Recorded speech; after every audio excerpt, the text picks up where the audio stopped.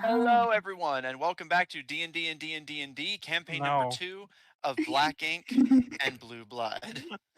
No. This is going to be the whole session, isn't it? No. Yes. No. No. Yeah. You guys done? What if I was to say no? When we last left off, the party entered the territory of the Argos Republic, coming in through the Underdark at the orders of the Mother, the serpentine crime boss of the city of Edict. Quickly making a mess of things, the party was forced to huck it across the Clapjaw Desert on foot, rather than ride the dragon to get to Hjarmen, a small, out-of-the-way village where the party's hoping to lay low and gather information about the local political climate before making any moves against President Argos, who they know to be affiliated with the Star Concord. But in the process, they have gained an ally in the form of Lady Aurora Blackmont, a half-god, or technically quarter-god woman with silvery hair, who was being taken prisoner in a attempted strategy of getting close to the President Argos through being quietly delivered to her, a strategy that the party quickly gunked up, but making the best of it, the groups banded together, with the party getting Aurora across the dangerous terrain of the Underdark Isle of Nublada, in the hopes that Aurora will part ways with the party upon arrival to regroup with the rebels who support her return to the throne of the surface world Baradel and the dethroning of President Argos. So, with an ally in tow and the goals more or less aligned for the time being, the party attempted to cross the Changing Tide River, but had an encounter with a false or lesser fire sail dragon, a Suchomimus that swallowed and nearly digested Raccoon the Bard. I got fucked up. Gil, acting quickly, saved Raccoon's life, but in the process has heavily damaged the precious plasma gauntlets he received from the Mother. As you all gather on the shoreline of the Changing Tide River, the blown apart body of the Suchomimus bobbing in the river, Raccoon having just come back to consciousness, and Zephyr and Gil straddling on the edge of it, what would you all like to do? Okay, so there is actually a few things that I have written here. How is everybody looking health-wise? How are you doing here? Like, do you need healing? He's not going to pass out, if that's what you're asking.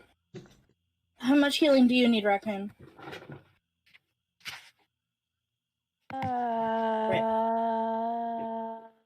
Un momento. I do need some. I definitely need some. Okay. Caleb is unhurt. Zephyr, you need any? Okay, then I will use one of my... Well, I think I only have one right now. I'm going to use one of my channeled divinities. When I get over there to Raccoon, Lucian is going to one hand on her holy symbol and one hand, like, making sure that Raccoon is okay physically. Going to restore 30 hit points to Raccoon. Hell yeah. Oh, baby! There's a baby. Yeah. Lucian, you begin to pray and heal Raccoon's wounds. Before you continue, what are the rest of you doing, if anything? I think as, like, everything just kind of, like, hits Raccoon at once, she's going to take a breath and then absolutely start bawling.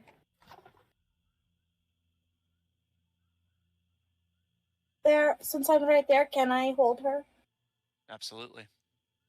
Baby, hi, come here. After Lucian prays, Hello.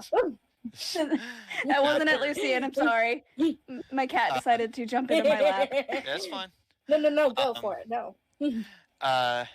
After Lucian heals Raccoon, you all see the barely conscious goblin slowly begin to heal up to their normal state. However, not long after, they begin to sob and weep. Uh, um, and We thought Neon was messed up. Yeah. And speaking of Neon, as with the aid of Lucian's spell, you and Morgan are able to cross the river. You stare at the injured but healing party members. Um, uh, and as Raccoon begins to cry, Lucian doing their absolute best to comfort Bard, you keep flashing back to when the Suchomimus leapt out of the water, like mere feet in front of you, and you froze.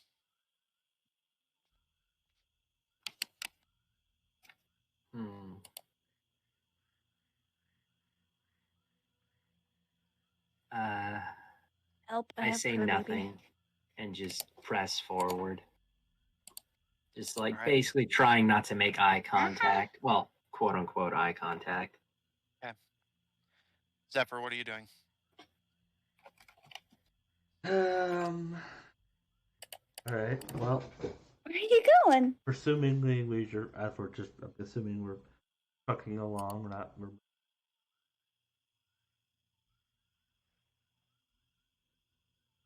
Zephyr's probably a bit thirsty. So, his water skin empty. Proceed to fill it back up. Okay. Zephyr, you Water use thing. your decanter of endless water to quietly take this opportunity to fill up your canteen. You're not trying to hide it. Oh no, yeah, I know. Like, more. I more mean quietly, just because things are kind of a lot right now. Caleb, are you doing anything? Caleb just kind of crosses the river and just kind of waits for the party to keep moving. Yeah. Walking. Yeah. All right, Caleb and Neon, the two of you are at the forefront of the group, watching with mixed, awkward emotions as Raccoon bawls and Lucian attempts to comfort them. Like and Caleb might try to do a little scouting ahead. Okay. Make me a perception check. Oh god, I don't like the way he said that. Oh, make me a perception check. You could have been thinking survival or investigation. It's going to be an 18 in total. I'm actually pretty good at perception. Shouldering your weapon, you take a few cautious steps away from Neon and your brother, who's quietly refilling his canteen, and gaze out over the Ravenhair Plains. You see that thankfully it doesn't seem like it's quite as seemingly endless as the desert was. You aren't sure at a glance how long it will take to cross. This isn't exactly your specialty, but looking across, you see rough, barren, and wide open plains. However, unlike the desert, which outside of the dips and hills had little to no differentiation, the Ravenhair Plains are completely flat, but the flat land is broken up by more frequent shrubbery, the occasional tree life, and while it's not exactly a jungle, there is some plant life being supported here. And in the very distance, you think you can see what appears to be a field of very tall yellowing grass. Interesting. You can see several dragons grazing throughout the plains, even from this distance. They seem to be giving the river something of a wide berth, but you can make out several plate dragons along with other dragons you're not familiar with grazing. At a glance, you don't see anything you think would be immediately dangerous. Everything seems to be just grazing on grass and bushes. So, as far as you can tell, for the time being, the party is safe. But you keep a weather eye on the horizon just in case any of these dragons get a little too close for comfort. Gil, what are you doing? He really isn't doing much. He's staring off into the distance, not really seeing anything at this moment. Okay.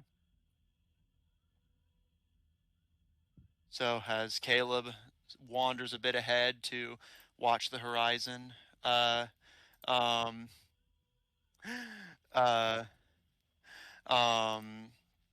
Neon, you sit quietly and contemplate.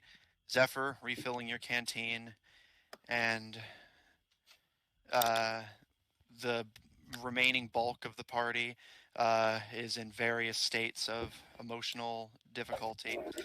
Caro, as you stand on the edge of the coastline, checking for any further predators and finding none, you look down and see the baby Suchomimus you had summoned still circling at the edge of the water, kind of glancing at you occasionally. I'm going to gesture to it to come over here. It kind of like cautiously examines the coastline, almost like uncertain um, if it would be capable of doing so, but after a moment, it very cautiously clambers its way onto the shoreline and looks up at you with a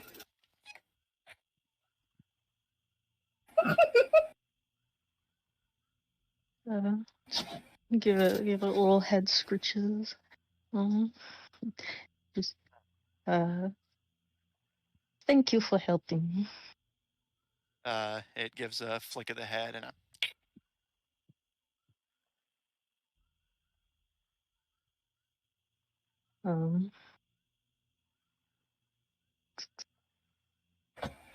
I'm not sure how long it lasts as a it lasts spell. for an hour tops before the creature will return to its natural habitat. Okay. Well, I guess you'd be Okay, here but with us for a while. we're also apparently in its natural habitat Mhm. for Yeah, now. for the time being. Yeah.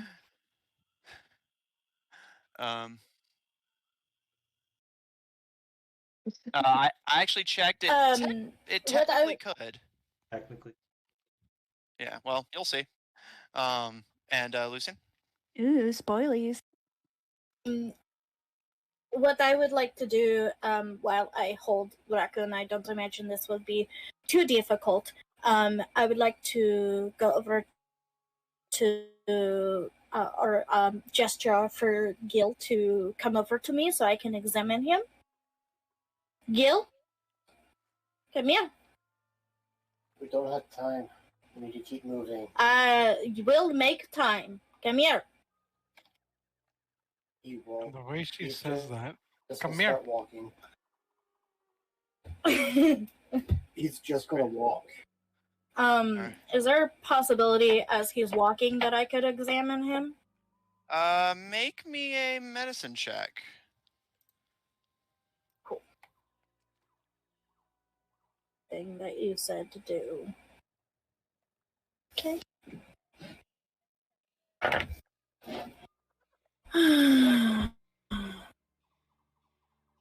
22. Looking Gil over while consoling Raccoon, you Gil does look hurt. He doesn't look like he's on death's door or anything, but looking him over, he definitely seems a bit worse for wear. You could use a And- band-aid or two. And looking at his arms in particular, you can see deep wounds that the plasma gauntlets created, and the gauntlets themselves are kind of sparking and flickering dangerously. And you're a bit concerned about what effect that may have on their use, but Gil looks like he can keep going without dropping, but he definitely isn't in his physical prime by any stretch of the mind. Caro, Yes. judging from where we are, how difficult would it be to find a beehive? A beehive? The bees. No, Let not me- the bees. Could I roll nature? Yeah, roll a nature check. Release the bees. Dr. Bees! The bees. Dr. Bees! So we are Oh, all the goofy bees. tonight. Yeah. Got it. There's a bee. A bee! How many references can we run through in one moment?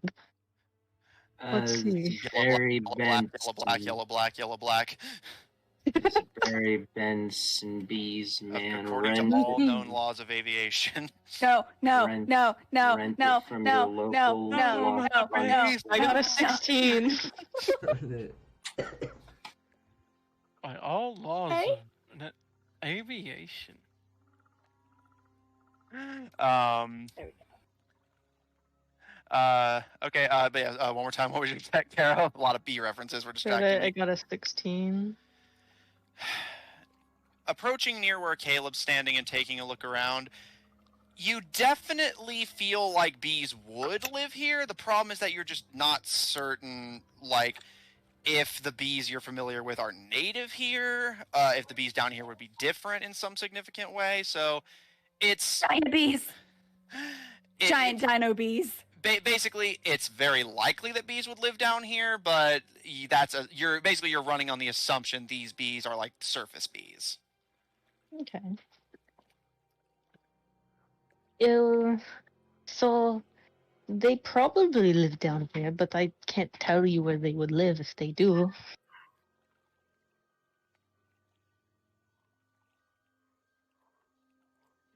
It's just that Gil is very injured, and I would like to see to his wounds. And the best thing for that type of scarring is, well, beeswax. And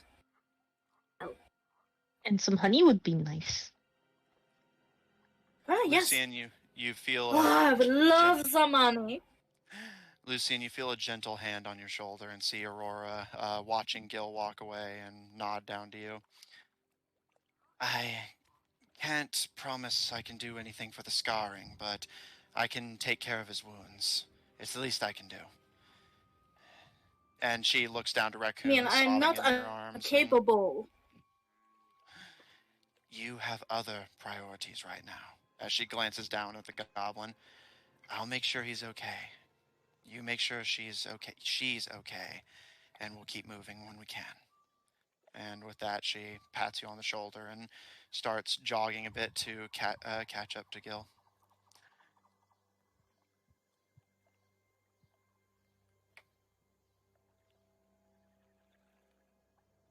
Gil, you hear footsteps behind you and see Aurora Blackmont approach you. Because he doesn't see her at first, so the first thing he's going to say is, I don't need any healing right now. We need to keep moving. I think you do, actually.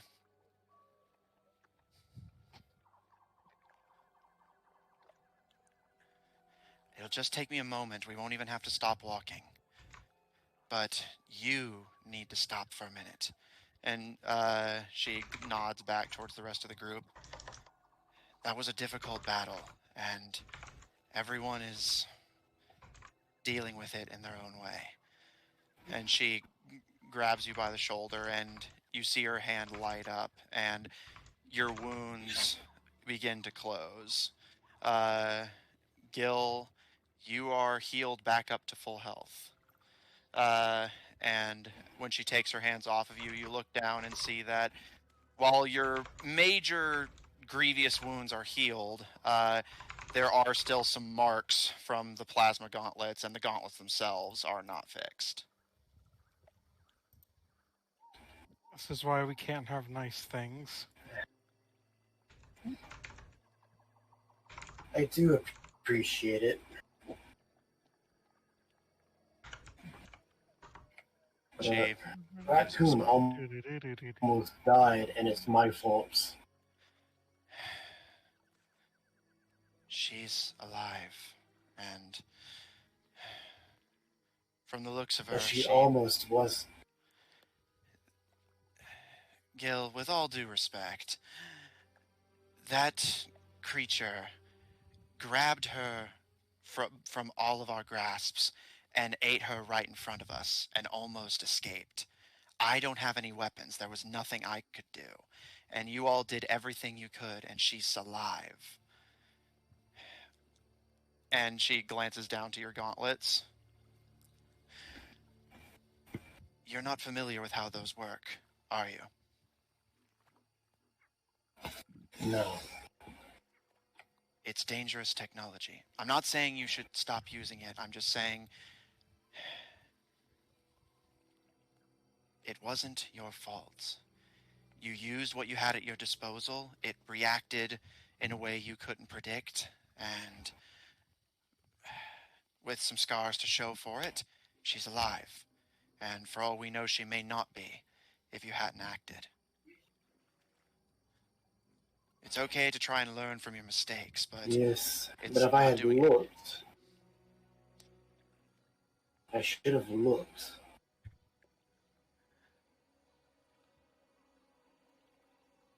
But like usual, I ran in ahead. Well, And moping and this time beating it almost yourself up cost over someone it their life. is doing you no good. That attitude is not fixing it. If you need to assuage your own feelings on the matter, apologize to her and do better in the future. Because right now, that's all you can do. Because this, and she gestures to the distance you've walked from everyone, sans for Caleb and Caro. This is not saving her. This is not preventing anything.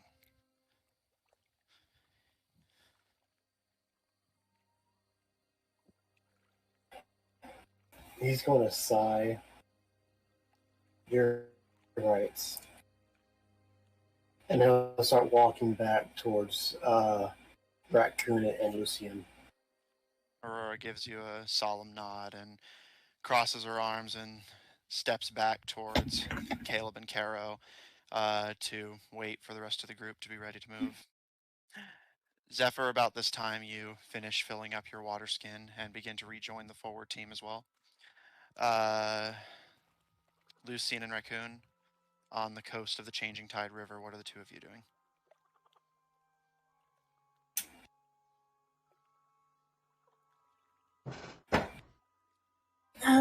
I'm just holding Raccoon and, trying to soothe her to the best of my ability. You're okay. You're okay now. I have you. Raccoon is just kind of like hysteric, like in hysterics, just absolutely trying to like both figure out what the hell just happened to her, what the hell is going on, and she can't like get a grasp on herself. She's just basically in the midst of a panic attack. I'll just rub her back and just shh. You're okay. You're safe. Just as repetitively as possible. Do you want some water? She doesn't answer. Focus on some water. Here, I'm gonna take out my water skin. Let's focus on some water. Can you focus on the water? She doesn't accept it.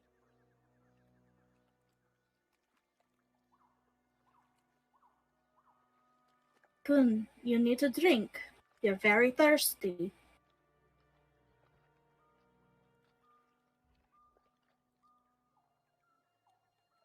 Please? She physically like almost nopes backwards in your arms, away from it.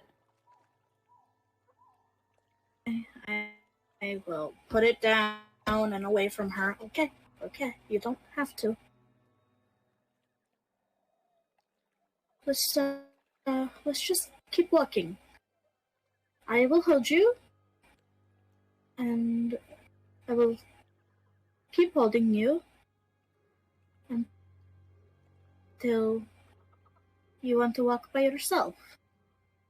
Is that okay? At this, Raccoon takes one breath and then sobs out, "Gil!"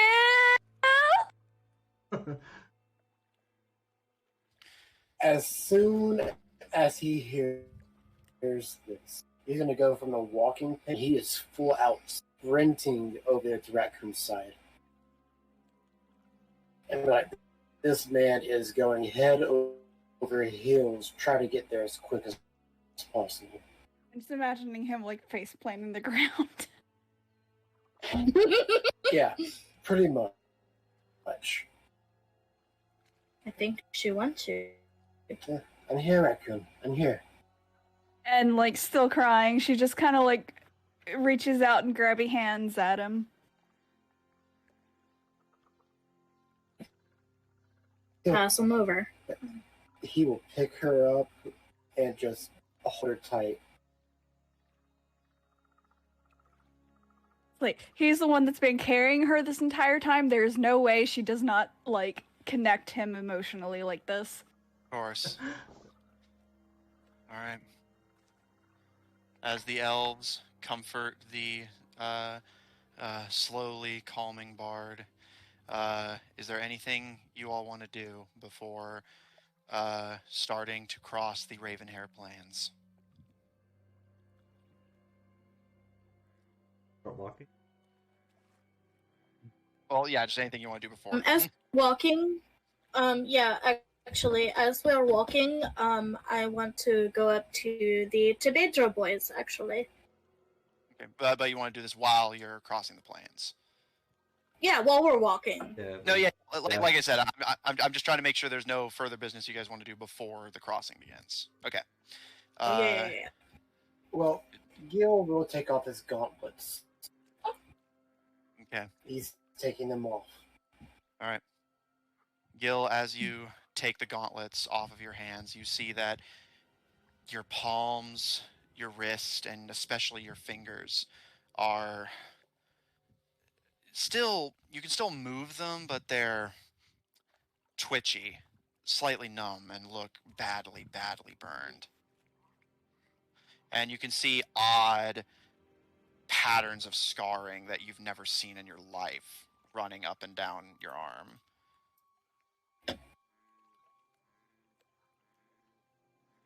He, at this time, does not care. The only thing he cares about is in his arms right now. Of course. Okay. If there's nothing else, you guys begin the crossing of the Ravenhair Plains. Unlike the desert, which was this vast, seemingly endless expanse of heat and sand, the Ravenhair Plains are, while by no means cool, in the temperature sense, there is a welcome reprieve from the arid, awful, bearing heat of the desert. Your clothes are still badly muddled with sweat, and the heat is still oppressive, but it's better. And you find you aren't having to constantly dip into your water skins just to stay conscious. The plains are rough, bare, and open, as Caleb observed. And Caro, glancing around, you can see, as Caleb had, several grazing dragons, including some of the plate dragons, likely ones who had survived the crossing of the Changing Tide River and not either fled in panic from the attacking dragon or simply had long been here and are just grazing. Overall, the plains look peaceful. It's such wide flat land that you're all confident you would see an attack coming from miles away. The only coverage being shrubbery and occasional trees. Uh, Caleb, you glance up as you hear this distant and see winged dragons flying far in the sky above you. Not seeming like close enough to have taken an interest in you, just flying overhead, likely seeking their own shelter or food. It's about mid-afternoon by this point, and everywhere you step is shrubs and plant life, either dead from the heat or being forced to compete with their neighboring plants, or simple, dusty, dead grass. Aurora pipes up from the back of the group as you guys are well into the crossing now. It'll take us 2 days at our pace to cross the plains, but we have more than enough water to make it to Death's Nest Valley. So if we keep going at the rate we're going, and barring any further attacks, we'll be able to make it to Yarman in one piece. How long did she say it would be? 2 days to cross the plains, but that still gives you plenty of time, as far as she said, if you don't slow down too drastically to reach another water source before you run out. The crossing at this point doesn't seem as dire as the desert crossing had. With the heat dying down and the trip being seemingly shorter and visibly safer, and tensions and temperatures begin to slowly decline. Lucien, you had something you wanted to say during the crossing? Actually, I will save it for when we make camp. Okay. Is there anything anyone wants to do on today's crossing before you set up camp for the night? Caleb doesn't really have anything. He's just keeping an eye out for anything. Yeah. Is the super minus still following us? The little baby one? Mm-hmm. It does. However, as you can feel the spell's effect begin to fade an hour into the crossing, the Suchomimus does visibly begin to lose interest and start to wander or get distracted. However, it doesn't dissipate as a typical magical summon does. It simply seems to lose its dedicated loyalty to you. And it's not gone yet, but it is clearly losing interest and wandering, and likely, if left unattended, will simply wander off on its own. Well, Carol will go up and lean down to it real quick. Make me an animal handling check. Yes. 1 moment. There it is. Okay. Need to see what my pluses were. No. There we go.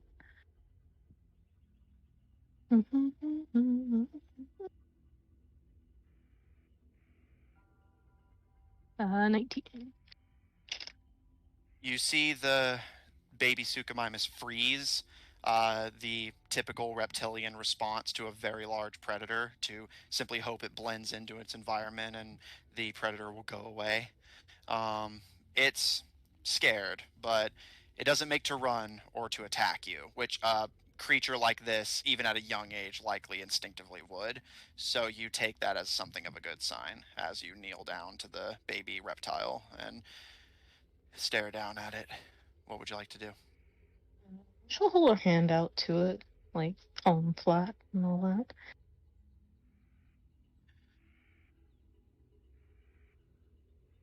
No, it's fine. She'll catch up. Yeah, and she's not stopping for a crazy. And again, it's flat land, so it's not like you'll lose track of each other. Mm-hmm. Make me another animal handling check, but I'll give you advantage this time. His baby's him so scared. I'm so scared. No. Poor baby. 22. That's not a nat 20. Yeah, it's okay. Yeah, I figured you'd tell me if it was. The creature cautiously sniffs at your hand, and it actually gently opens its mouth to experimentally nibble on your fingers, which is very painful, but you're familiar enough with creatures like this to not freak out when it Wait, does I this. also don't want it to. Well, I have Puncture the gloves suit. on, but Yeah, puncture the suit. mhm. Which thankfully the suit's material is very durable, so it resists it fine enough, and it eventually does rest its head on your palm, cautiously, but seeming accepting.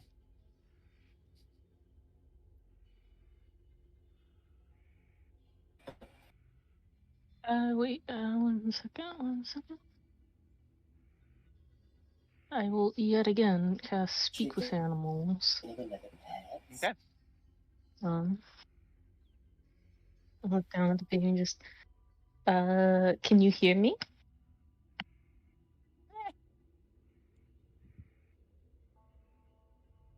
Was that it responding? Yeah. Okay. Mm, I just wanted to tell you that you can go if you want. Just be careful. There are a lot of big, mean creatures out there. It doesn't move its head from your palm, but its eyes do begin to rake over the Ravenhair plains surrounding you, and it blinks before its eyes return to you. If you want to, you can still come with us, okay?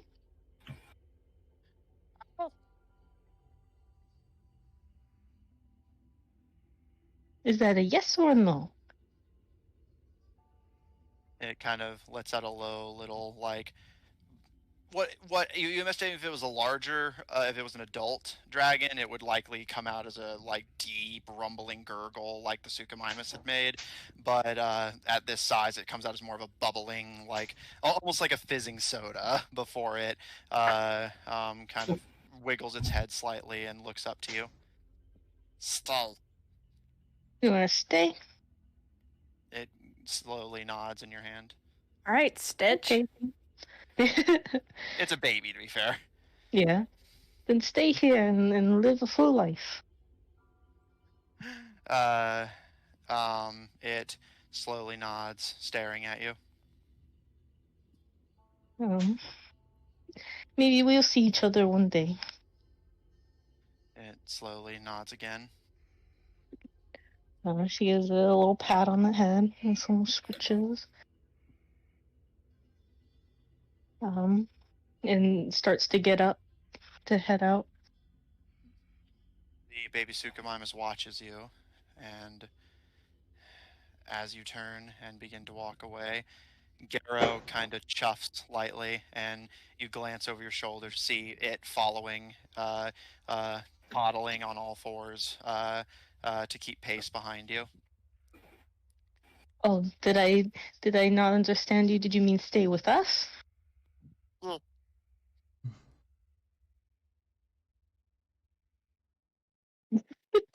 Carol just stares blankly at it.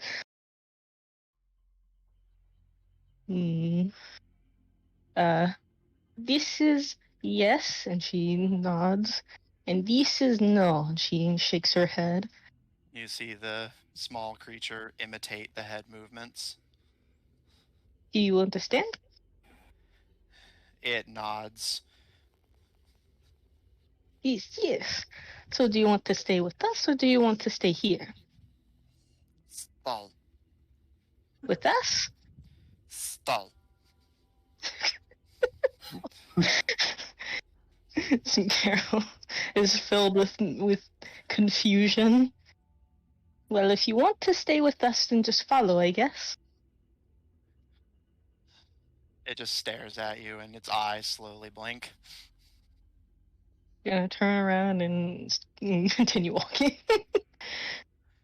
Garrow gives a very light sneeze, and kind of perking your senses a bit, you can hear the very light toddles through the dusty grass behind you.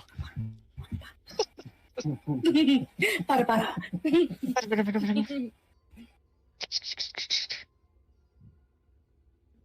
All right.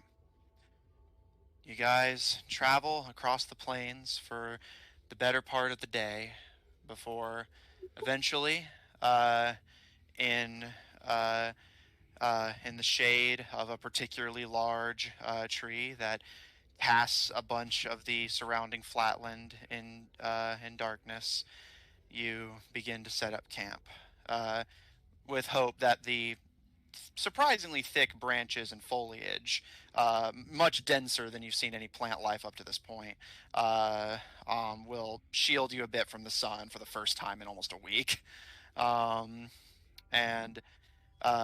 as you all begin to set up camp, as usual for this trip, we're assuming the watch pattern that was established a few sessions ago will continue. But is there anything of note anyone wants to do while camp is being set up or during the resting period? Actually, yes. Yes. As everybody's setting up, Lucian will kind of shuffle over to where Zephyr is setting up.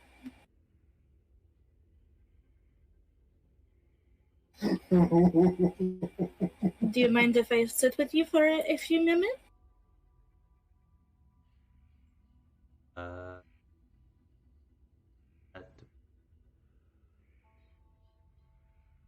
Come in peace.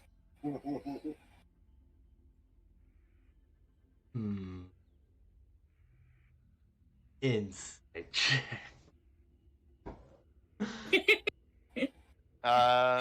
Okay. Lucian, just for DM reference, are you lying? Nope. Zephyr, maybe an insight check. I got the fit. While your instincts tell you Lucian is not to be trusted, she seems to at least believe she's genuine. That's the most you're willing to admit to yourself.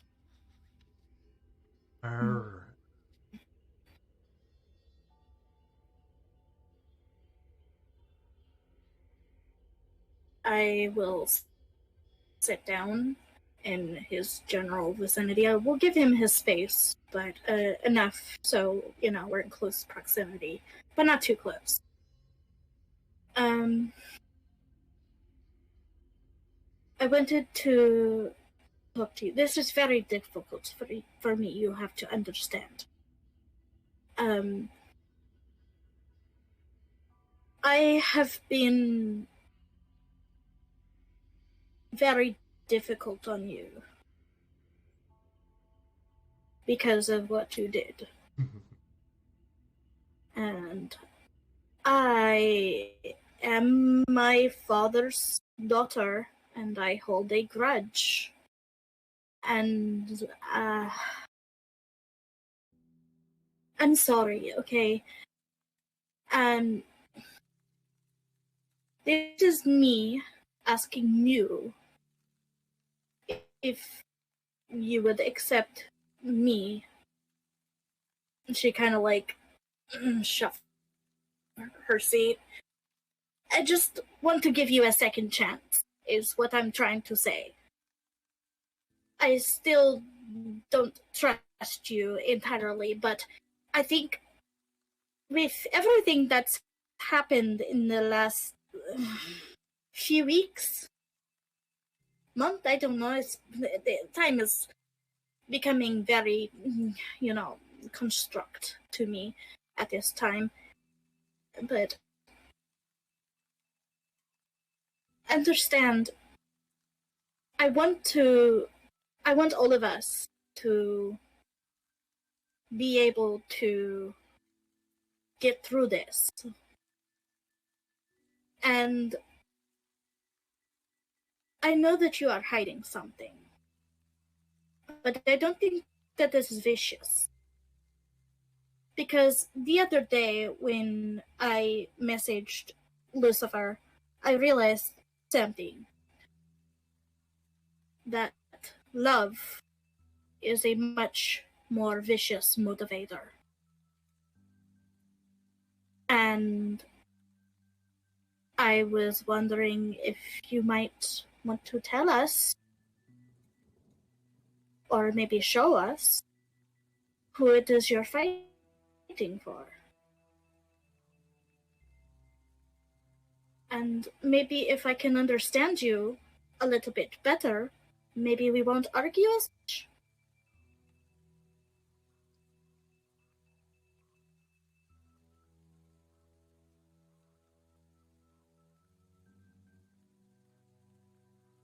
So, Zephyr mostly through the conversation looked very confused.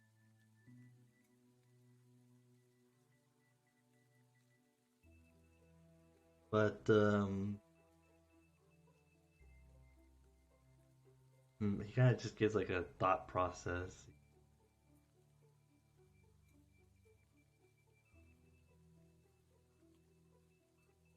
Well, I guess kind of just in a question. I appreciate what for what I am fighting for. I will get to the point.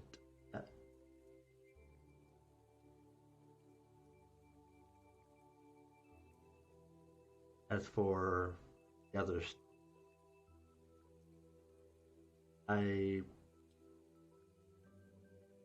as I mentioned before, I don't require exactly your trust or you to trust me and me to trust you. Seems as though we have a job and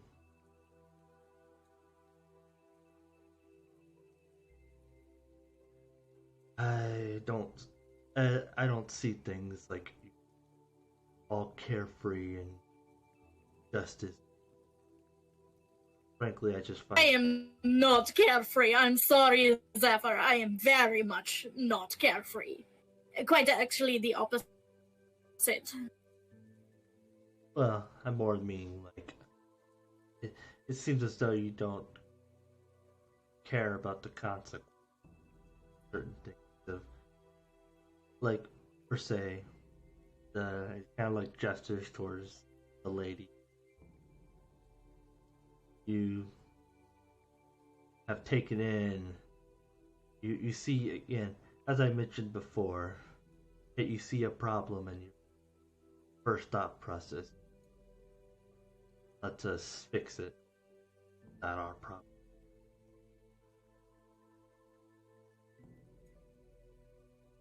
But I have my motivation, have yours. I'm not going to ask for your motivations. I really don't care. So I guess I would appreciate if you take into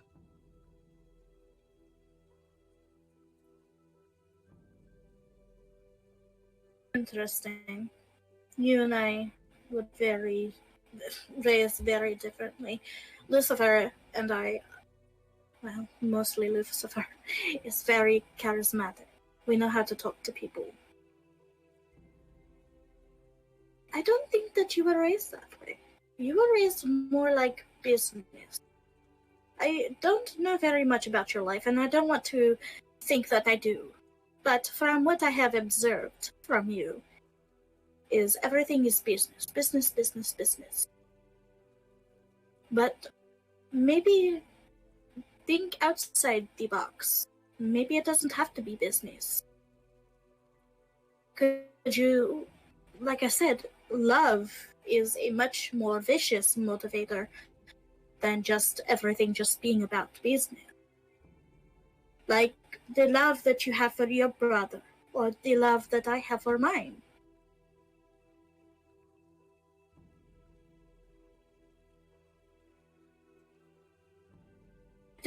I don't want to tell you how to live your life, Zephyr. But this is the last thing that I will say, and I will leave you alone. Try to think how much more you could accomplish if you cared just a little bit more.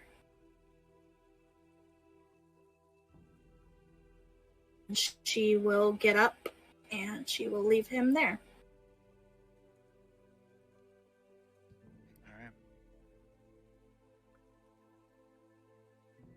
As the camp begins to bunk down for the night, Lucian taking the first watch and Zephyr curling up for sleep under the shade of the tree, you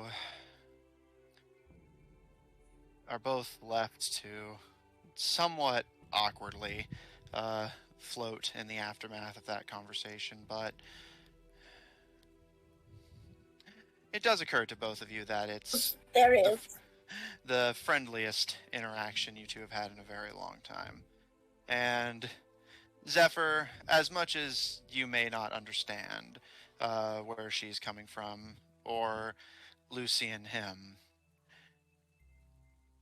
it is rather nice to be able to talk without having to oppose or argue with each other.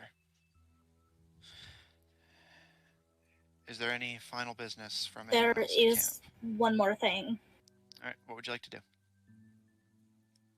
But I will save it for when everybody else is done, because I don't want to hog time.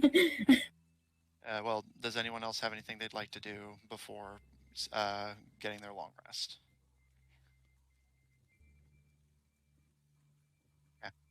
Nothing from Wait. me. Is the Suchomimus still with us?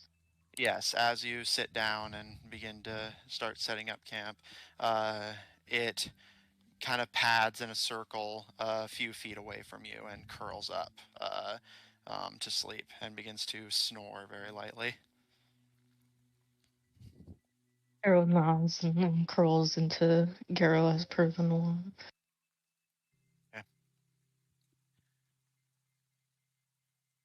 Lucian, as everyone begins to conk down for bed, what would you like to do? I would like to send a message to Lucifer. Okay.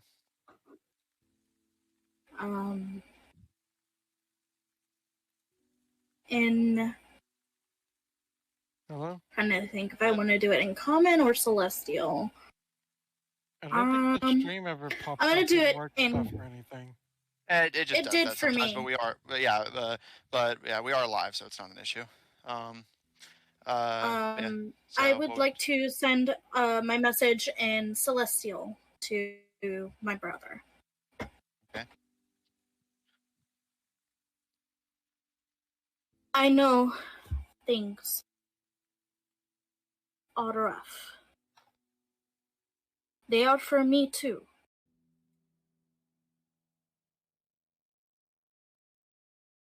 I'm on the path of self-destruction. And I don't intend to stop. But I am asking you to stop. I need you.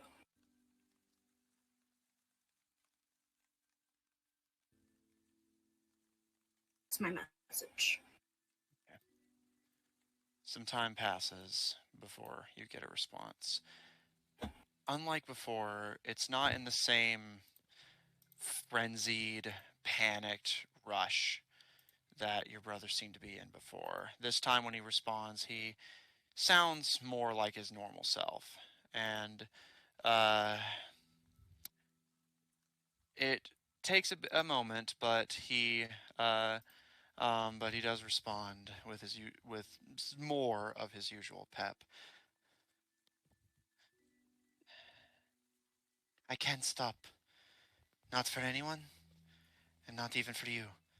I'm doing this for you. You'll be happy whenever we're done. Whenever I'm done.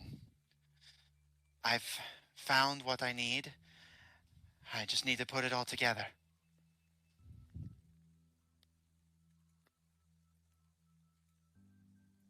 And that's where the message ends. Okay.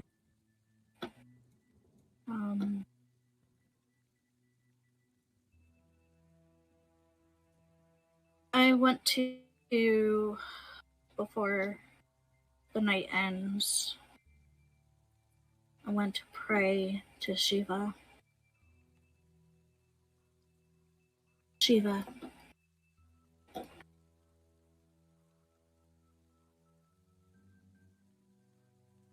don't know anymore. This isn't celestial, just so you know. Mhm. I don't know anymore. And really don't like not knowing. I've tried everything I know to do. I tried to be nice. I tried to build walls. I tried to be the person I think that you want me to be. But I have killed. And I don't think I'm going to stop killing. And that disturbs me.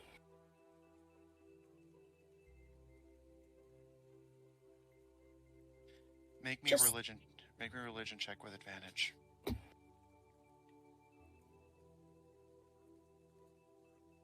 Ooh, that one's cocked. Hang on. Okay.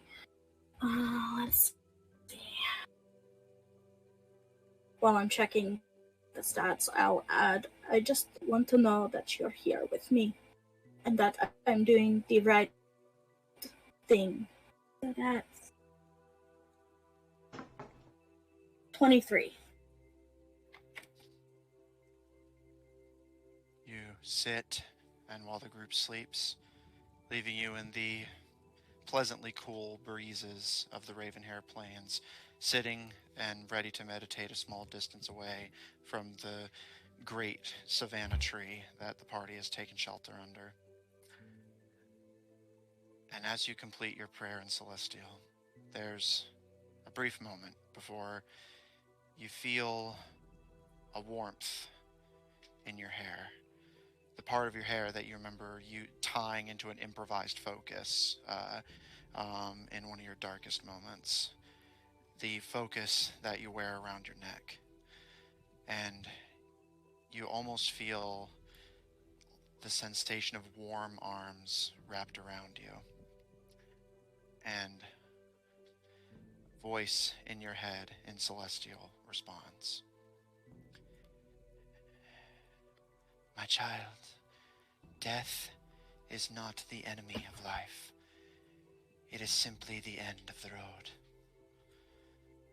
Do not be afraid of where you are going. For as long as I am with you, you can know you are on the right path. Do not be afraid. And do not be afraid to falter. For I will be there to catch you. This is the first time, not since you began your worship, but the first time in, by your recollection, the years since what you now know to be your transformation, that your goddess has spoken to you. And as her voice fades, there's this pleasant warmth around your upper torso, and looking around, you find no one there, and the cool, pleasant breeze of the plains starts to overtake the warmth that the voice left with you.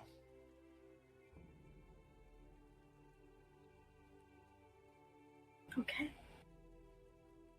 I'll just kind of hug myself and take a deep sigh and try to be as watchful as I can.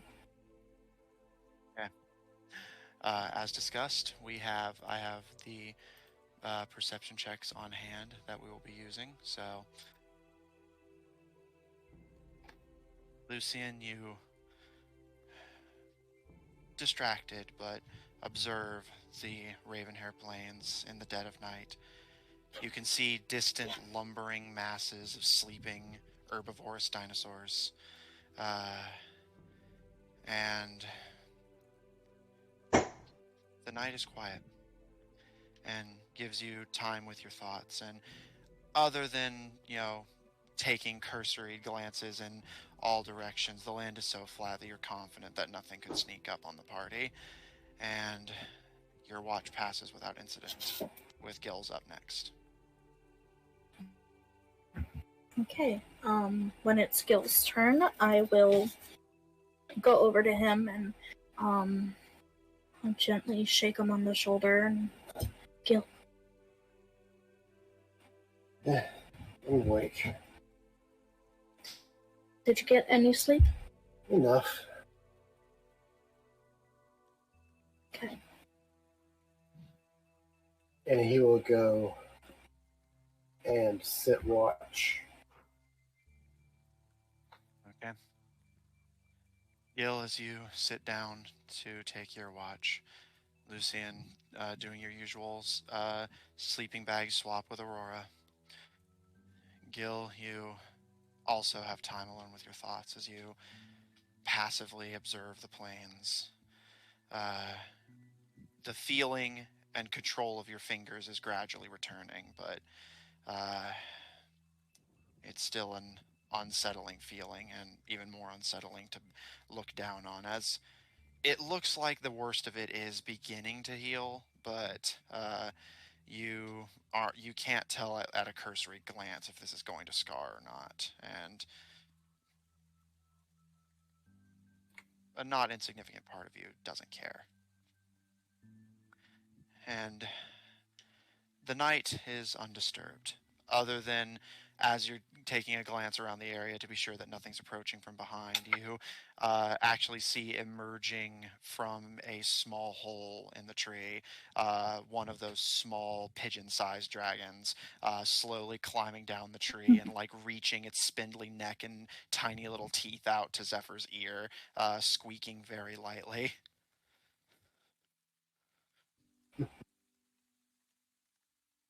I want to whistle at it, try to like brighten it just a little bit, so it leaves Zephyr alone. It kind of glances up at you as it retracts its spindly neck and scuttles back into the hole. And as you whip your head back around, you actually hear several other scuttles in the shrubbery at your feet.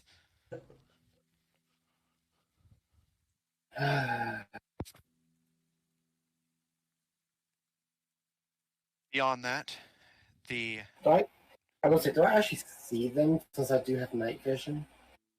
yeah, like you hadn't seen them as they had apparently snuck up on you, but it appears your whistle did scare the bulk of them off. You just see them like skittering through the grass, hopping and jumping to clear the camp at your whistle. And Lucian, would you make me a Constitution saving throw? Okay. Is it the drugs? Please don't Yep. fuck me.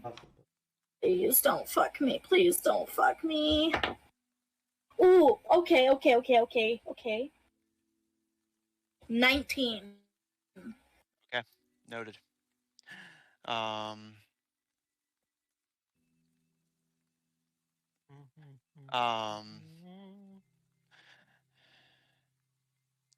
Gil, your watch passes without incident, and the sun begins to rise over the Ravenhair Plains once again. During my watch, I want to take out my gauntlets. How bad do they look? You aren't, similar to the issue with the laser gun, you aren't an engineer like Neon Well, I is. mean, are they both? Like, are they sparking? Yeah, they are sparking, and you can see what appears to be some odd fluid leaking out the wrist section of them. They appear like they're still usable, but it may be dangerous, and you're pretty confident that like their long-term viability has certainly been seriously hurt. On both or just one? On the both of them, although the damage is worst on your main hand gauntlet. Oh, okay. I'm gonna be right back to get a drink. Go ahead. One by one, That's it. Okay. One by one, the party begins to awake. You all gather your supplies, ready yourselves for another day of walking. And is there anything anyone would like to do of note during the next day of crossing the plains?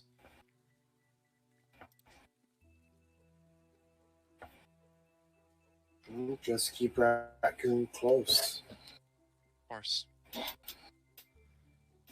And I will say, Lucian, when you awaken, you're kind of instinctively cautious on awakening, but you actually feel okay. Similar to when you woke up yesterday morning, you feel significantly healthier. And the rest of you, kind of giving her passing glances, can see that while she's still a little on the skinny side, a little bit of her color is coming back, and she seems to be slowly regaining her strength as she powers through the withdrawals of her various addictions. It looks rough. Her hair. Let me get that girl a cheeseburger. Her hair is still a little on the messy side, still even sweatier and paler than the rest of you, but overall does seem to be looking a little bit better with a conscious effort to overcome it. And with that, you all begin your second day of crossing. As you all cross, your legs are tired, your feet are sore. Zephyr, I presume, at the front of the group as usual. You glance up as, similar to Caleb, you see the dragons flying overhead in relatively large flocks, making odd honking honks and roars. Gil and Caro, you occasionally spot the small pigeon-like dragons, like investigating at the fringes of the party, although if any of you looks at them or makes a noise in their direction, they promptly skitter off. And Caro, you actually catch your Suchomimus like curiously sniffing at one, but then as soon as it notices that you've noticed, it skitters off. Arrow narrows what her happened? eyes. Just Day 2 of the Ravenhair Crossing has begun, and the group is being seemingly followed by the compies, but if you so much as glance at them, they immediately scatter and don't seem interested in fighting you. Carol narrows her eyes and gestures for the Suko to come closer. It kind of wiggles its head and gives a and toddles closer to stay similar to Garrow at your side as it keeps pace with you. Baby. Towards the front of the group, Aurora kind of glancing to you, Gil, as you're forced to make a noise or gesture to get the compies to scatter once again. She kind of furrows her brow a little bit, and she glances ahead and doesn't look at any of you, but she does speak up. They're not interested in attacking us. They're waiting. Waiting for what? For one of us to drop dead and be left behind. Seems like they would have We're been waiting better for off quite a waiting in the while. desert for that. This is probably closer to water. I imagine they, if they're nesting in the trees, They probably have ways to get a tunnel underground and find water that way. Or maybe they take it from the plants. I'm not exactly an expert, but point is, and she nods to some of the distant herbivorous dragons, there's a lot more food for them here than in the desert if they're patient. Well, if it makes you feel better, if one of us do die, I can bring us back. She gives you kind of a chuckle and a smile, Lucian. That does help, actually, but she kind of scratches the back of her head. A bit of a grim thought. Let's try to make sure that's not necessary. We'll be reaching the end of the Ravenhair Plains by nightfall. Trust me, it is my last resort, but I am always prepared. She gives you a nod. As you all cross the plains, by the time it reaches afternoon, you actually see the herbivores dragons are starting to get closer to the area where you guys are traveling. Not like groups of them traveling to you specifically, more like the groups just happen to be coalescing in areas that you're passing through, whereas on the fringes they've been more scattered. Caro, as the group comes a little bit close to one in particular, you see it's a respectably large bipedal dragon, and giving it a quick once over, you see that it has this dome-like head with spikes all around it that almost like its bare skull is exposed, and it kind of like runs one of its feet through the dried up grass and gives a at you all as you pass it. And Caro, with a glance, you can see it like shielding a baby from all of your views as it like cautiously watches all of you and drags its foot around as if it ready to charge if any of you make a move for it. Seems like a lot of them have babies right now.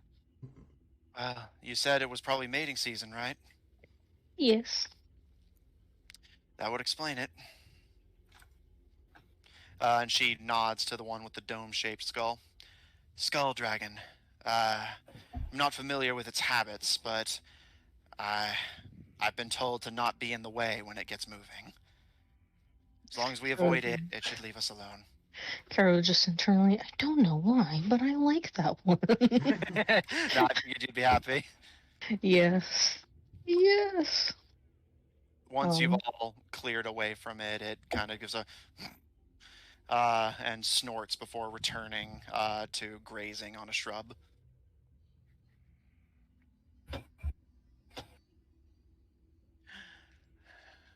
Finally, as the sky begins to redden with the late afternoon sun, you find yourselves approaching Caleb, what you had seen in the distance back at the edge of the desert. This massive stretch of thick, yellowing grass. The grass actually goes over most of your heads. Gil, it comes up to just about to your neck. It does look like you can go through it, but Gil, the only one able to see over it, you kind of squint and see that it doesn't look like a particularly long stretch. You imagine you probably could cross it. It just looks like it might take a little bit, especially when having to fight your way through this thick foliage.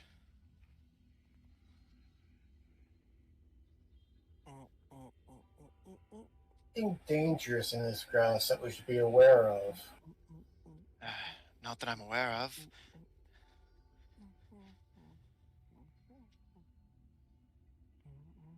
Oh.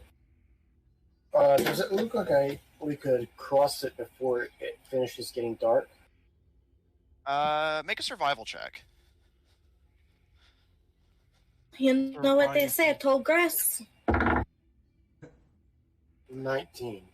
Yeah, there are Pokemon lurking. There's lots of places to hide. Yeah, there's lots of places to hide. Gil, again, is the only one able to actually see over the tips of this field. You can see a forest in the distance on the other side of it. You quickly guesstimate, as marching times, when you have a more clear frame of reference like this, are something you're familiar with when you're not actively sweating out a good chunk of your brain cells. By your estimate,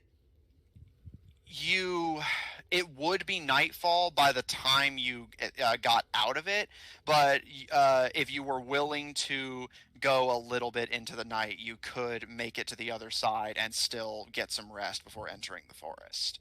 But it would be nightfall while you were still in the grass.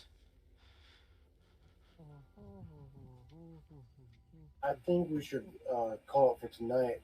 I don't feel comfortable going through that tall grass. Not now. Not in the night. No, I agree. She looks up to the sky and gives a nod. I'll trust your judgment.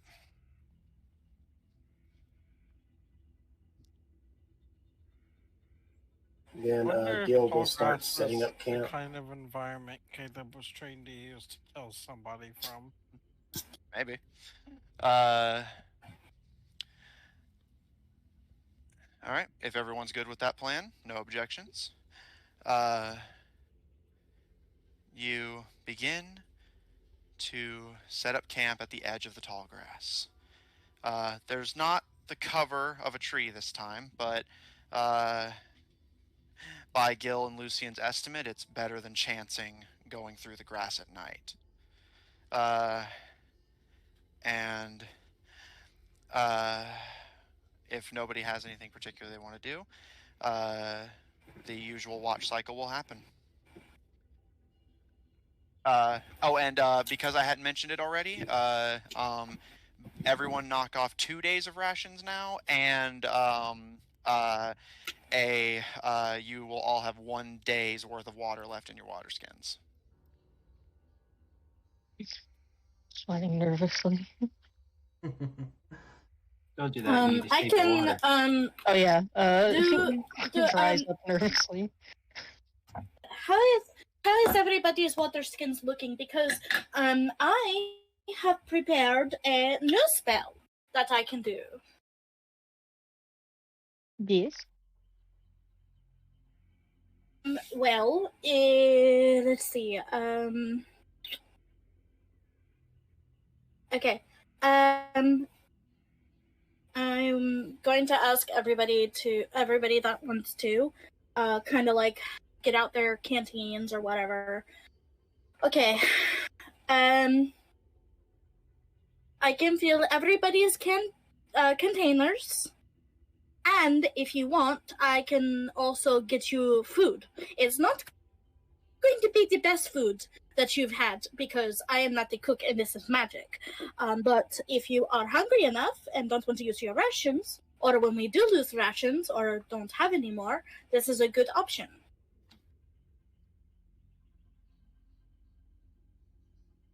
Okay. What do you think? It sounds good. Gil will take out his water skin and raccoons. Okay.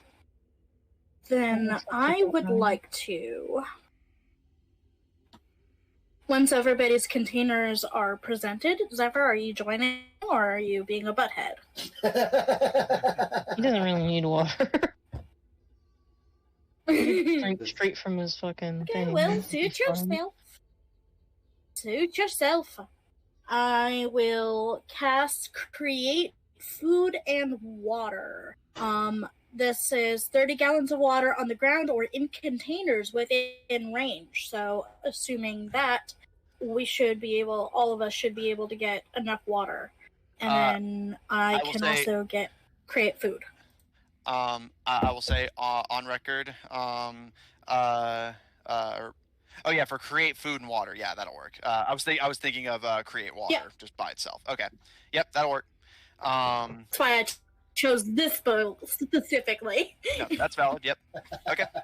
As you're all setting up camp for the night, Lucian refills all of your water skins back up to full. I will say, Lucian, because they're basically like any water that didn't go to Zephyr would just be wasted. You can actually just refill his canteen. It's within your Yeah, I range, so will do nothing's that. stopping you. All right. Yeah.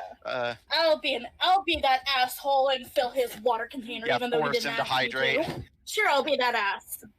Yeah, I'll be that asshole. You're the whole So much ass. for that olive branch. All right. All of your water skins, including yours, Zephyr, magically refill with water, and all of you can actually. So where you had taken away 2 days of rations, you may instead take away 1. If you've already taken away 2, then just give yourself 1, as Lucian creates enough food to sustain you for the night. So yeah, if you already knocked off 2, then just give yourself 1 back. Yeah, that's not the greatest, but it will do. I mean, yeah, it's pretty good for a trip like this. Caleb still reduced his own rations because he's a 14-year-old, so he probably took 1 bite of that bland food and then didn't want it. Yeah, valid. Okay. Yeah, yeah. Okay. To be honest, it's probably like things like lettuce and carrots and rabbit food. All vegetables. Yeah, it's all vegetables. Rabbit food. Vegetables. It's Lucy Carol we're and the talking rest about. is She's sad. a vegetarian. I don't know about some, but I'm I sorry. can't think of many 14-year-old I boys don't- who wanted lettuce for lunch and dinner. Valid. I mean, it's no wicked salad, but it will do. Wicked salad. Do I see any of those? What are they called? Cappies, the What are little you talking dinosaurs that have been following us. Oh. Are they still around? The combies. Yeah. So in character, Gil, you don't know what they're called at all. You just know they're those weird little dragons, basically. Yeah, But the little dragons. Are the bipedal lizards still following them? Yeah. Taking a glance around, Gil. Make me a perception check.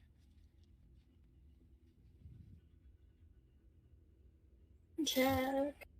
15. Looking around, Gil, you don't see any.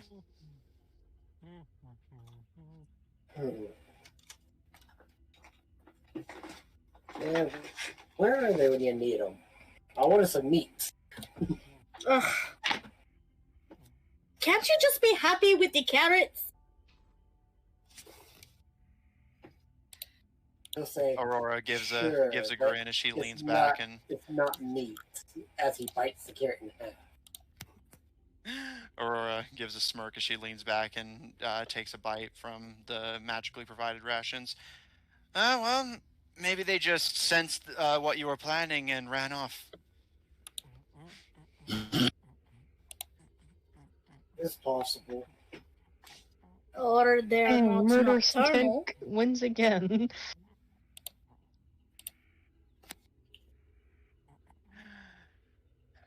And with that, Lucian feeding and watering you all for the night.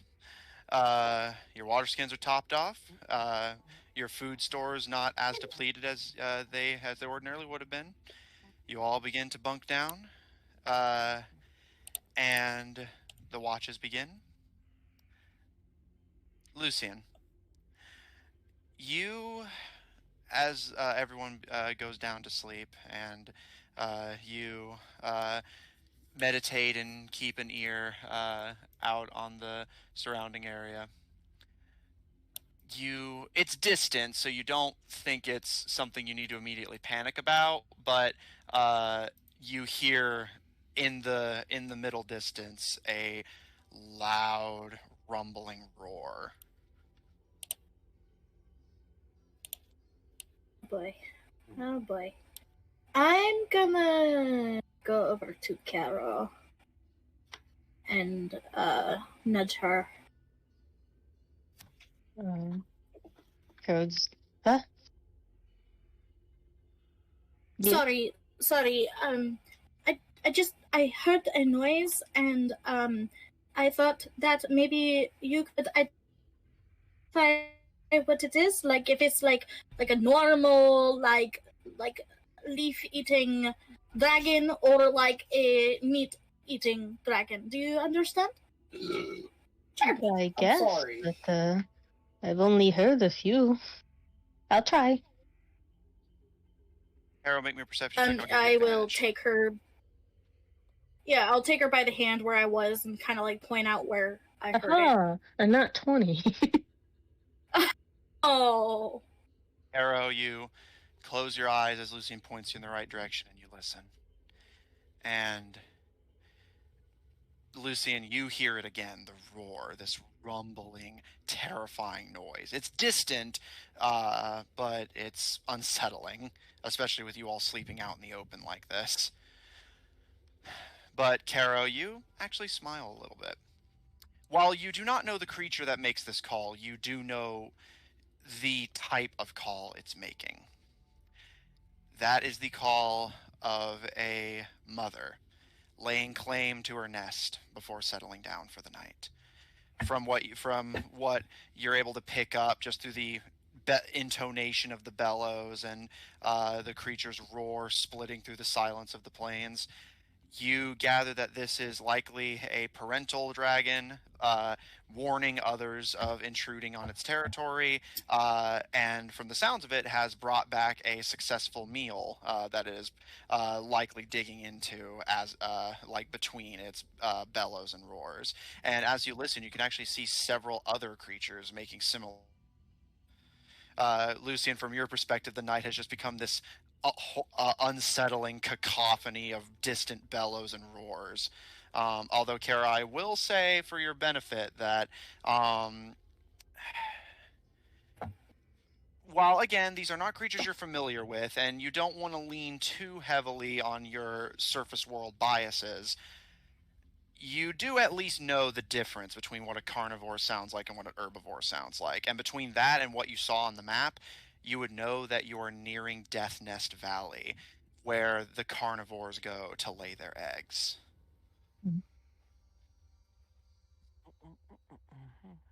So, she'll turn to Lucian, and and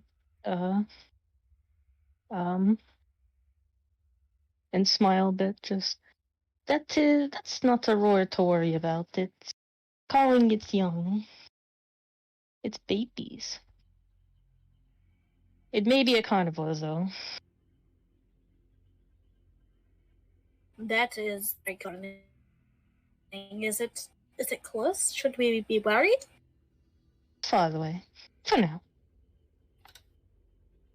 Far away for now. Well, we're going in that direction. Mm. Lucian doesn't seem too comfortable with that idea. Well, you saw the map too. Do you think that we could maybe avoid the sharp teeth?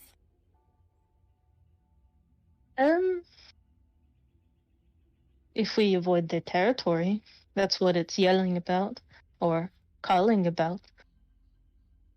What I'm asking is, by your I don't want to say educated, by your guess, your Carol's best going guess,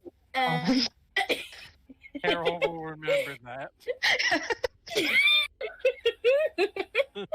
by your experienced guess, do you think that going around their territory is going to add more time? It may, but it would be the safer option. Remember, predators are silent. Well, as silent as they want to be. How else will they catch their food? I see. Well, I don't know about you, but I do not want to be food. Don't worry, we won't. Well, I mean, raccoon was almost food 2 days ago. So there's really no possible way to promise that. Well, if you spend all your time worrying, then you'll only stress yourself out. Be confident.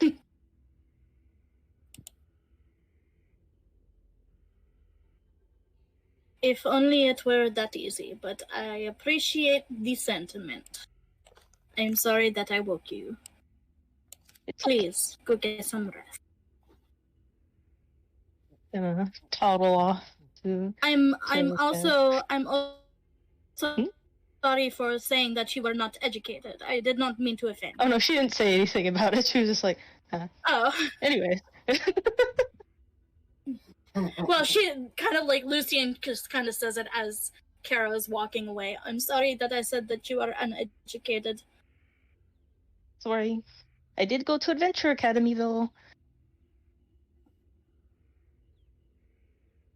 There's an academy? You'd never been to Perugia. And she continues walking. No. Now I've he's uneducated. No, I've never been out of Yav. That my mom did.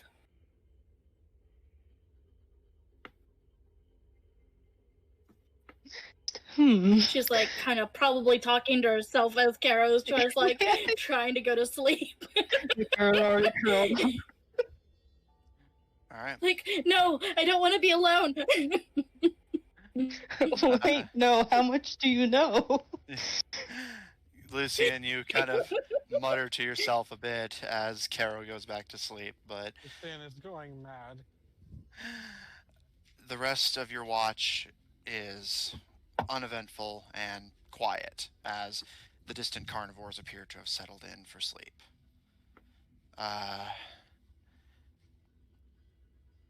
And Lucian, as you transfer the watch over to Gil, your watch also largely goes uneventfully. The only thing you notice that even catches your eye, there actually seems to be a complete lack of activity in the area, is what appears to be a small quadrupedal dragon, very young from the looks of it and unfamiliar to you.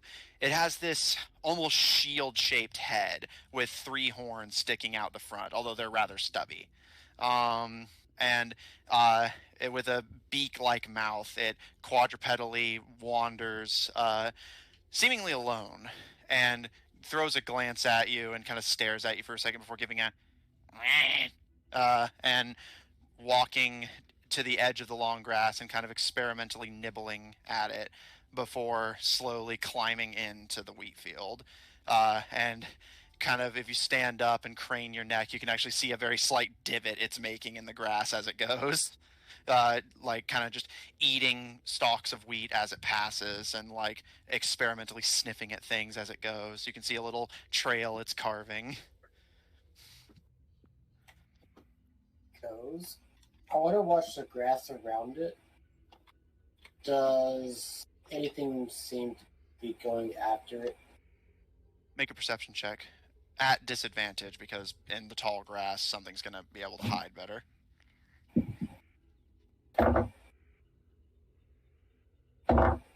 Little trailblazer. 19. His way through. You very carefully scan the surrounding grass stalks, looking for anything so much as bending or cracking. And no. The forest is quiet and the wheat fields are still, only blowing slightly in the wind, making this slight sound. And you can see the little creature continuing to eat its way through. You can hear it very occasionally sneeze or let out a as it goes. And if you like stand on your tiptoes and crane your neck, you can actually see it pop out of the other end. Not able to see it directly at this point, but more like able to just make out that it's clearly exited the wheat field. This is several hours into the watch now, but it's the only other living thing that you can find within like a mile of you. So you kind of watch it idly as it goes, and it starts making its way towards the forest, likely taken in by the shrubbery and plant life, more plentiful than the plains. And it lets out a small as it starts to toddle towards the distant jungle. And you watch as its fat, chubby little body disappears between the trees into the darkness of the forest. And you don't see anything, Gil, but you hear something. And then silence. Oh boy. I should have killed it when I had the chance. That looked great meat simmers. Now something else got it.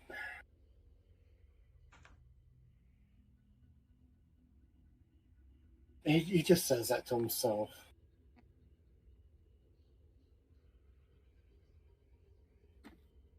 Rip Matthew. Gil, the rest of your watch passes uneventfully, although the sound it made echoes around in your head a bit. And Question: how dry is the grass? Oh no. Oh no. No. No, no, no. make me a nature check. Oh no. Oh no. Oh no, no, no, no, no. 19. It looks incredibly flammable. The plains are dry, and this grass is drier. God. No. And like, does it look like it doesn't reach the forest, right? Yeah, there's like a gap between the wheat field and the forest. And how far off to the sides does it go? Can I tell? It goes as far as you can see. And roughly, how much longer before sunrise? You estimate at most there's an hour before sunlight, and that's being generous.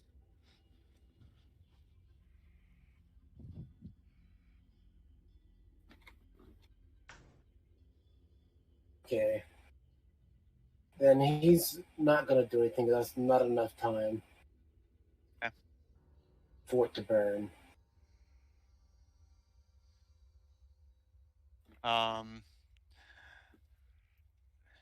The hour passes as Gil, you contemplate your plan, and you do see indeed the sun begin to rise as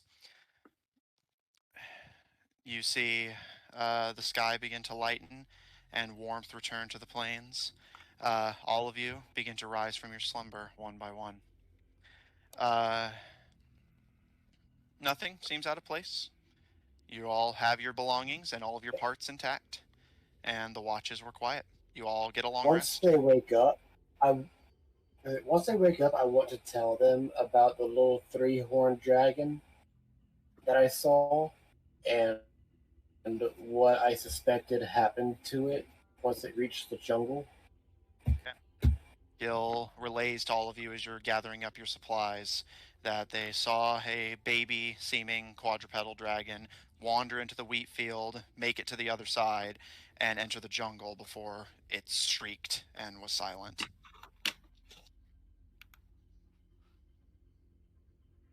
I'm fairly sure it died. Well, it was a baby, no? Huh?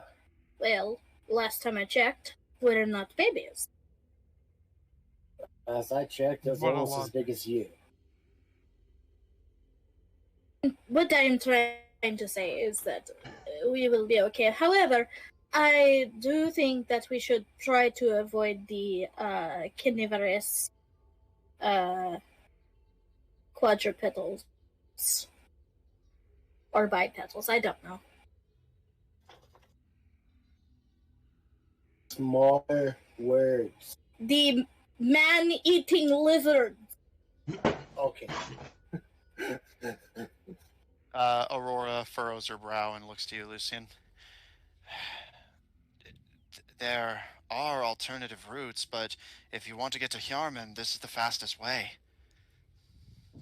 Maybe the fastest, but it is not the safest. And I'm trust not me, disagreeing with you. I want to get out of this. I want to get there very fast, as fast as we can, but not at the risk of our safety. Then what do you propose?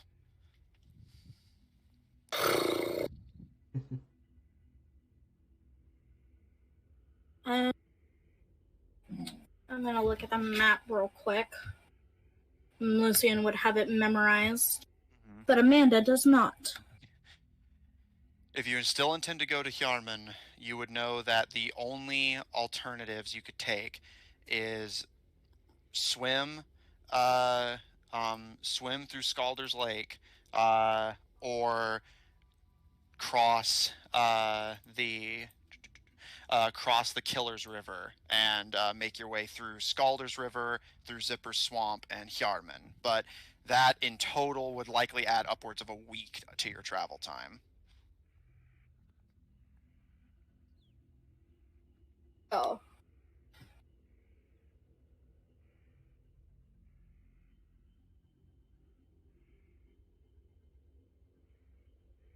I have an idea. Carol? Yes. I have an idea, but we're going to need to work together for this.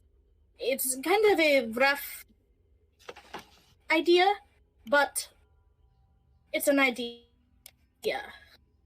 What if we make a canoe for for all of us, and we paddle through the lake, through the river to Yarman?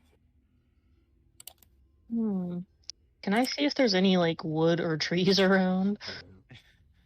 Well, you know there are trees, Jungle. but make me a survival check to see if you can guesstimate what your chances of successfully making a boat are. Can I help? Can I help and give guidance?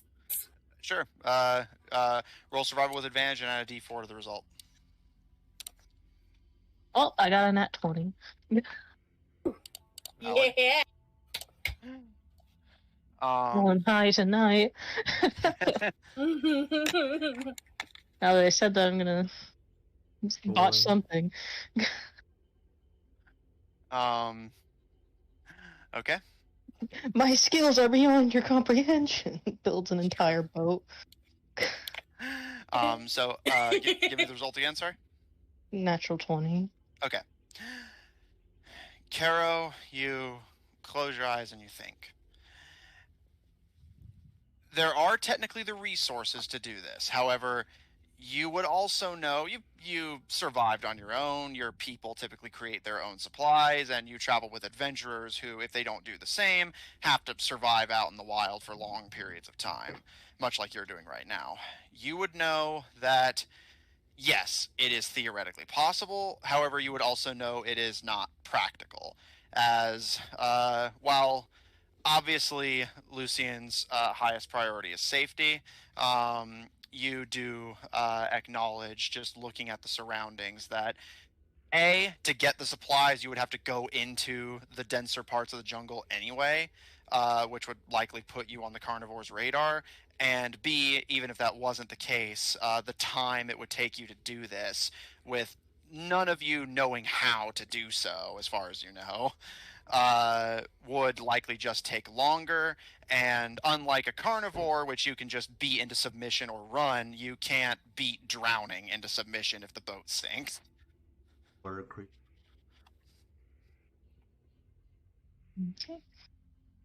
Okay. Tara opens her eyes after contemplating for a while and just, well, we wouldn't be able to unless we went in there anyways. And if we fall into rapids, I can't save all of you. She can breathe underwater, by the way. I know. How can you be sure that they are rapids and that it is not just a regular body of water? How can you be sure it's I not? just mean it's a worst case. Worst case scenario, I just cast water walk and we just walk out. Worst case scenario, the same thing happens again. Someone gets you. escape them. Around, right? Or You underwater. you do have a you do have a point, and I recognize that. But I can't see any other option except for just going through straight through, which seems even more dangerous. So it just seems like no matter what we do, we are damned if we do and we damned if we don't. Well, if Yeah, that's the case, then just take the faster option. Indeed. And at this moment, Gil will take out his longsword, have Raccoon on his back, or great sword, I mean, and have Raccoon on his back, and he's going to start cutting a path through the grass so people can actually get through easily. Okay. easily is good. Well, you know. Easier. Depending on how low you're cut there. So say again what you're cutting them with. Sword. Great Long sword. Or great Okay. sword, yeah. All right. Gil. He's cutting a pretty big path. Gil, Like a full arm swing. with that thought in your head, you ready your sword, and with the party more or less seeming settled on a plan, you you begin to attempt to cleave your way through the grass. However, Caleb, there is a reason that weapons made for slicing bodies on a battlefield and weapons made for cutting brush and jungle plants are different. And while you do damage and crop some of them, it's not a perfect and clean process, and typically takes you multiple swings. And the job is typically very hard to get done well. So the party ends up having to kind of climb through or over taller blades anyway. so does Caleb still have that little robot that he found with the bag of Yeah, holding? it's been in your bag of holding. Caleb's gonna get that out. Okay. Oh no. What are you laughing about? No. Laser, dry grass, fire. Oh no. Caleb has other plans for it. Love them. Oh.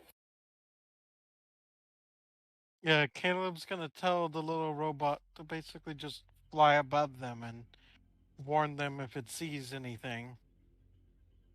I will do the same thing. I will get out Chime and I will activate it, and I will say, "Look out for us too." That way, we have two robots doing our work. So during all this, I would like to just dash through. Okay. Also, I will say, Lucian, Chime can't follow you and monitor the area at the same time. It has to be one or the other. I'll put them back in my backpack. Yeah. I thought he would be a little bit more useful than that. All right, Lucian, you consider deploying your drone, but decide against it as Caleb deploys his. And Caleb, as you give your order, the machine gives you a little salute, and takes off into the air, and just almost like a dragonfly begins to hover in the air above you. Um, uh, um,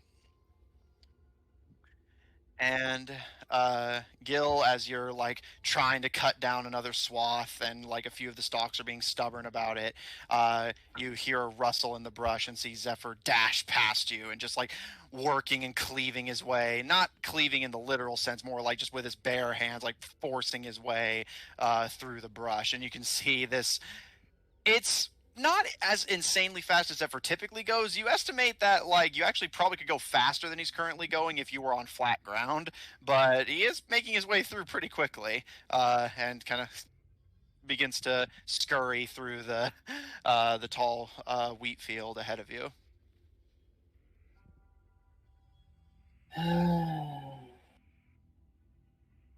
He'll put his greatsword away. Okay, come on.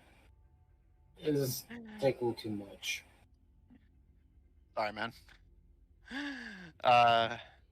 Adjusting your grip on Raccoon. If nobody has any alternative, you all begin to, slower than Zephyr, make your way across the fields of tall grass. It's unsettling, discomforting to be working your way through this when you know that you're um, so blind on all sides.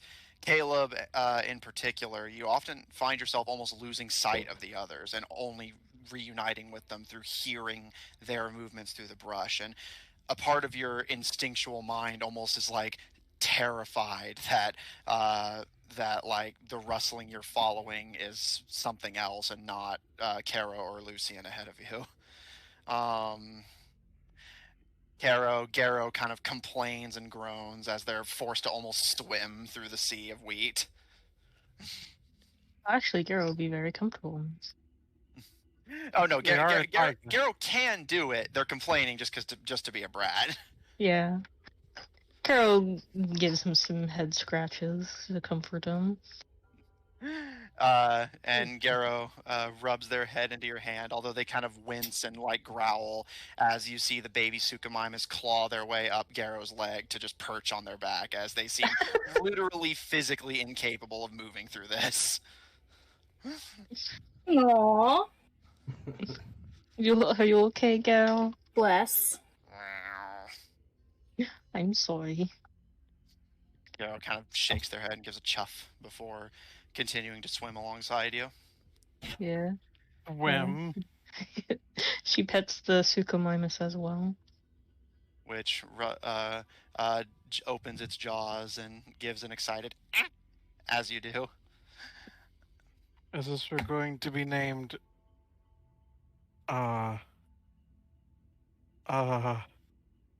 shit, I didn't think I'd get this far. Rudy. Its name is Chompers. It's gonna be some variation of Arrow. Arrow. Suchomimus Arrow. Arrow. Zephyr, you run into this first, although you don't make too much of it.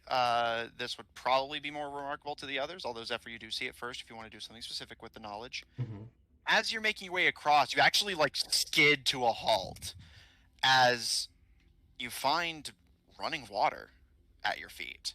Not a full river per se. It looks like it probably is one that's just been diluted or diverted, but you do see a clear path of running water just cutting into this field and kind of looking side to side. It goes like for a while in either direction. And it's kind of this odd sensation of being able to see like this gap in the wheat that had been surrounding you on all sides for the past like 45 minutes. And you kind of, assuming you don't particularly want to do anything with this, just more noting it. It's again not a huge gap. You're able to jump the river and keep moving. However, when the rest of you stumble across this same river, I will say that pretty much the bulk of you, outside of, I'm going to say, Gil, to all but Gil, you actually can recognize what this is. This is irrigation. This field is being deliberately maintained by someone. It's clearly a crop of some kind.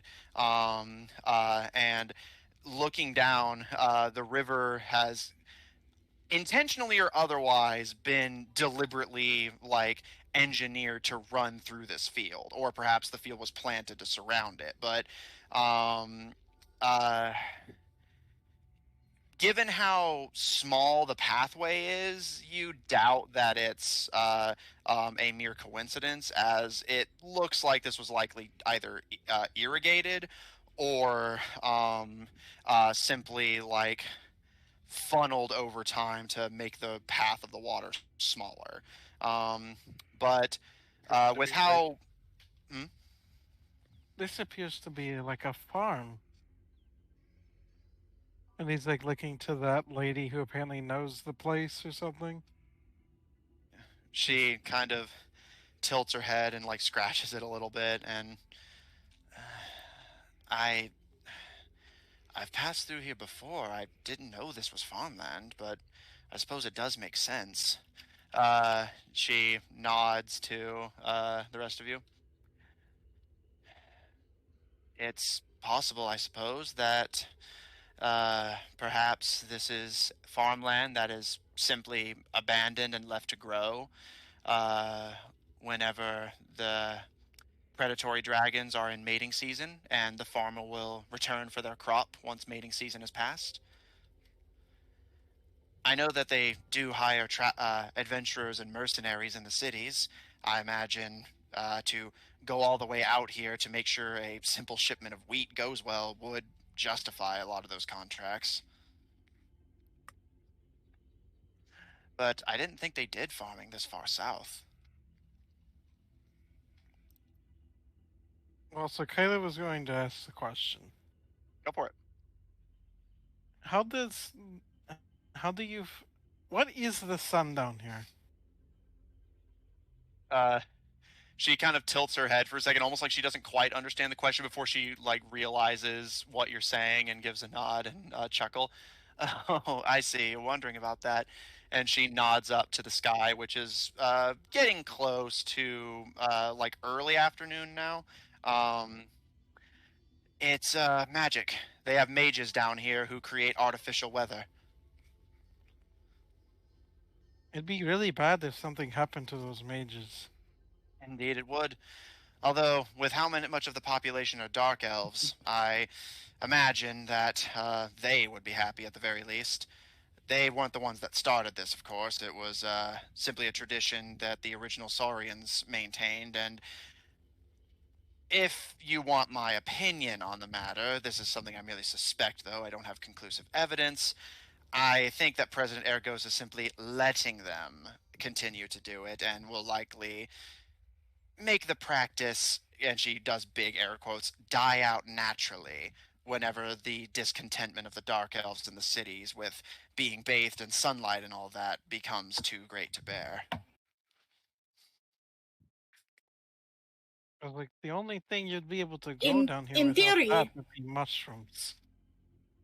And that's what the dark elves intend to grow, I imagine. Although I do know some Underdark plant life has adapted to be away from the sun, but they would have to import a lot of it, I imagine.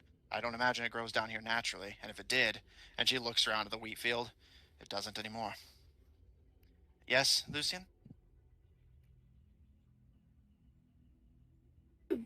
I was just wondering, in theory, does the artificial sun affect them just as much as the above the regular sun? I don't know how to phrase it. I couldn't tell you. I would have to assume so, but I don't know. She scratched the back of her head. I'm not an expert on dark elf biology. Can't say it ever came up. Uh, she thinks for a moment.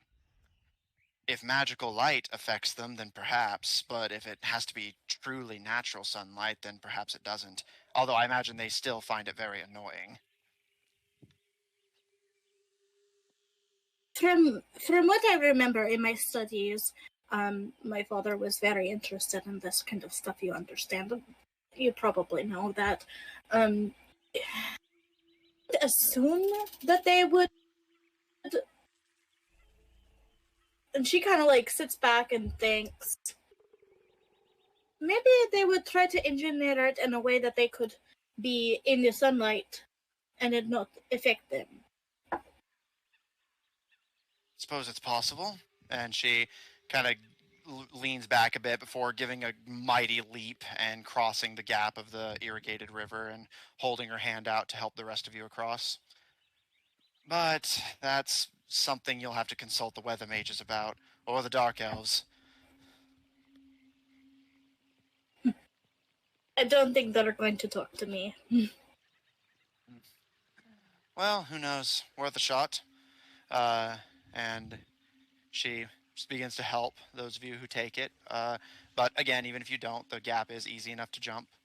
And you continue your trek through a wheat field.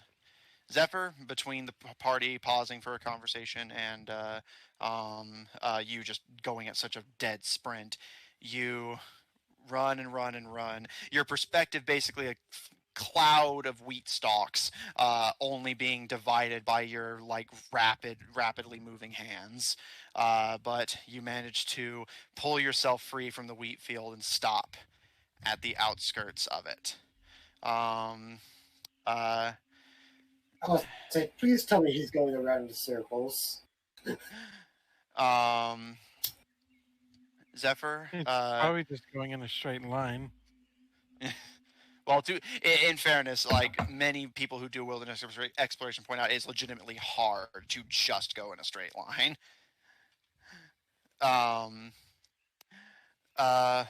But Zephyr, as far as you can tell, you're out of the wheat field, and you see the forest looming before you. The trees are tall and threatening, and there's an eerie, uncomfortable silence. While Tebadra is not exactly tropical, there is the forest surrounding it, and it's usually full of just small noises of scurrying wildlife. You've been out there with your sister numerous times. It's unsettling to see something that's clearly teeming with life to be so silent.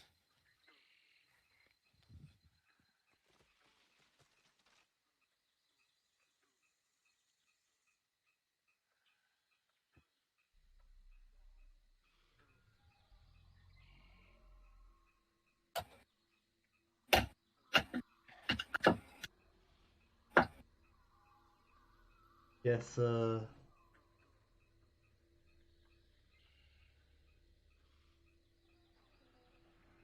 how I guess I'm gonna look at. I would like to, get one of see if there's anything like turn on. Make a perception check.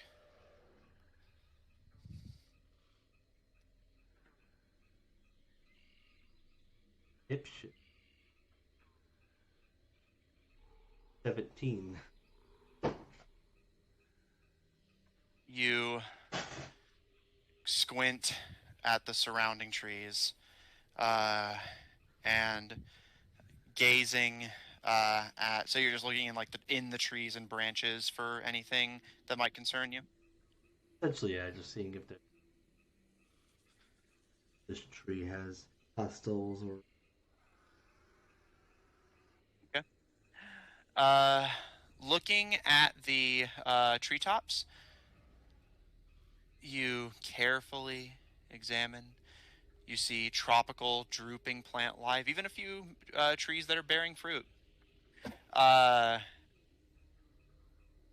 You have to squint to see it, but you do see something in the tree. This pudgy, fat-headed, very small little dragon, not much bigger than you, with a tail dangling from the tree branch, as it seems to be preening its wings, wide open dragon-like wings, as it kind of preens at itself. And if you perk your ears up and listen closely, you can hear it making very low, gurgling, like. Sorry, what's And it going kind on? of I got shakes. distracted by something. And it gives a shake of its head, and its tail kind of wiggles as it. Huh? What? What's going on? I got distracted by something. I'm sorry. Zebra's literally just looking at a dinosaur. He was just Oh, checking the okay. trees to see if there was anything like in the treetops that was causing any issue, but all he sees is this little dragon. Okay. Thank you. No problem. Anything else you want to do, Zephyr, or are you content?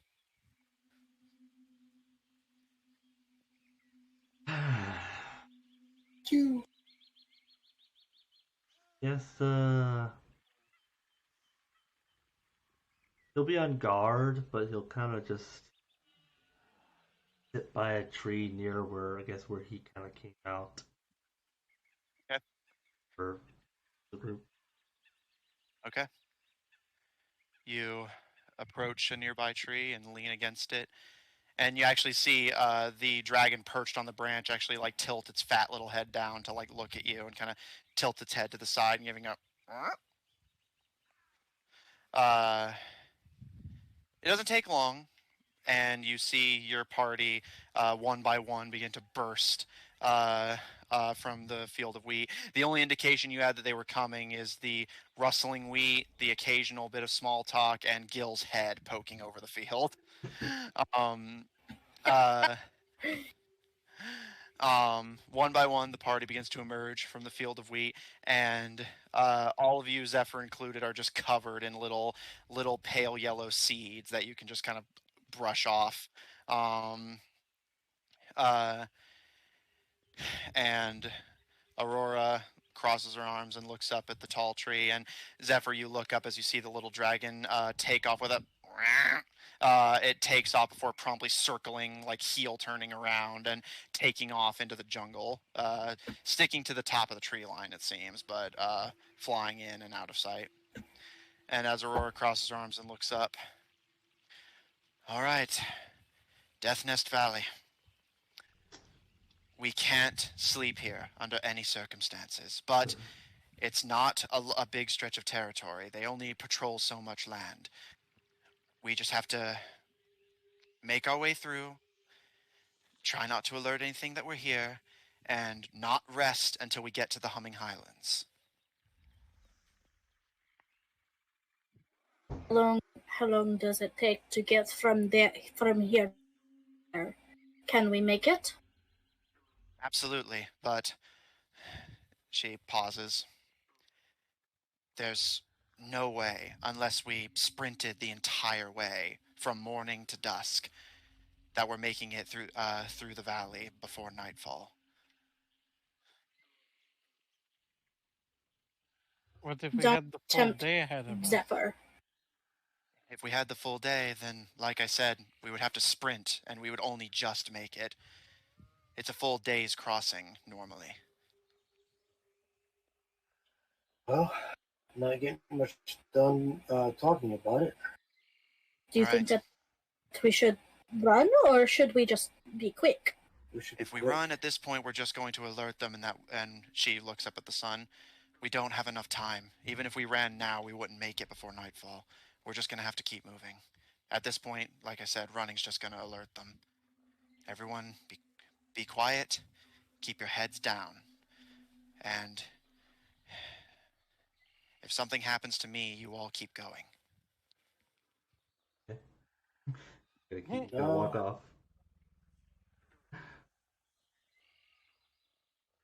Don't worry. I'll stick together. I am here to protect. Other than Zephyr, who's probably going to go running off on his own.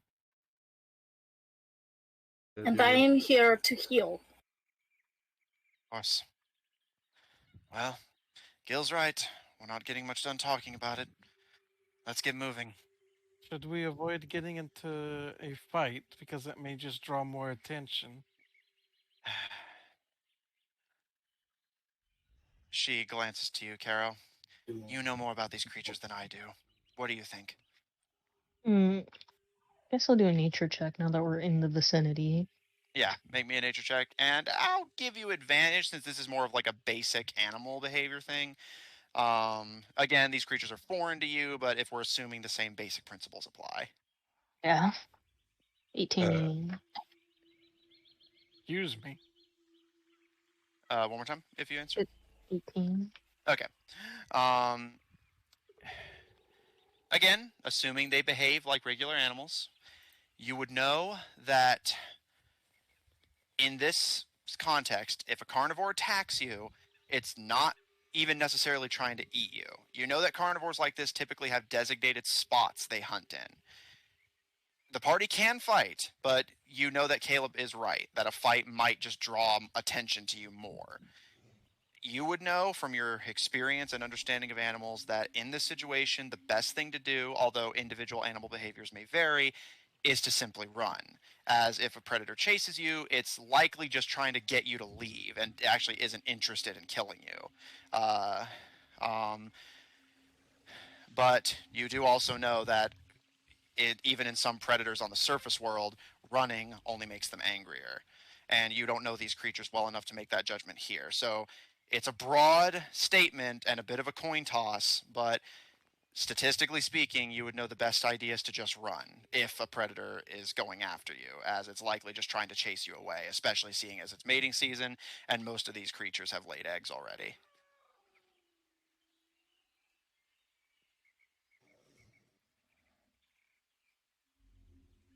Well, so are we going to be rolling stealth in this area? It's quite possible. I would have it ready, just maybe. I don't like when it says things like that. Yeah, so Caro, do you Strictly up to us if you don't like this.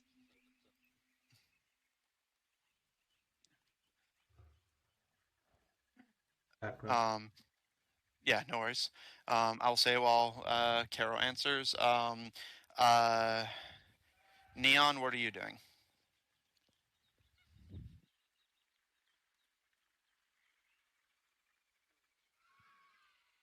All right. Lucian, what are you doing? Frick. Didn't realize I was muted. Sorry. Yeah, it's okay. So yeah, what's Neon up to? Basically just passively sitting in Mori and just waiting. It's like I've just like, you know, just completely passive at this point. Mm-hmm. Okay. Lucian, what are you doing? I actually want to go over to Neon for a minute. Okay. Neon, as you're just watching the group start to get ready, as Caro scans the surroundings and thinks to herself, you see Lucian approach you. I just wait. You are the only one who is more familiar with what I am going to ask, but I have a few questions for you. The first being, do you think that you could maybe repair Gil's gauntlet? Could I, Matt? Make a general intelligence check. I'll say even in your passive state, you probably did see the state of them, and you would know what damaged them. So, I'll say maybe just a general intelligence check. 16.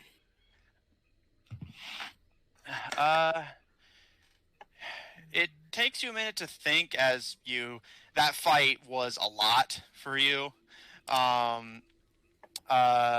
But given what you understand of the damage, both although you haven't examined them, both what seems to have caused the damage and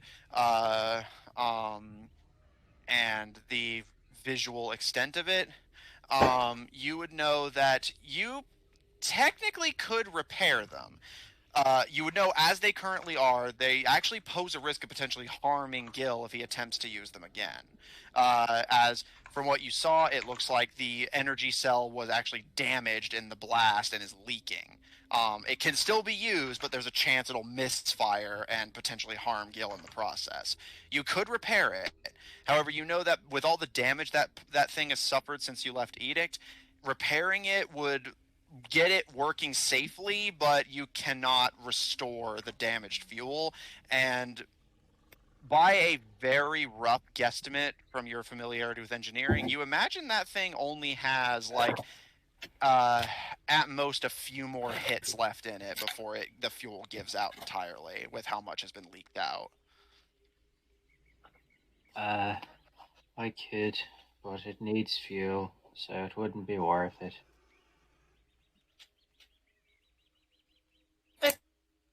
Okay, second question. Get Austin.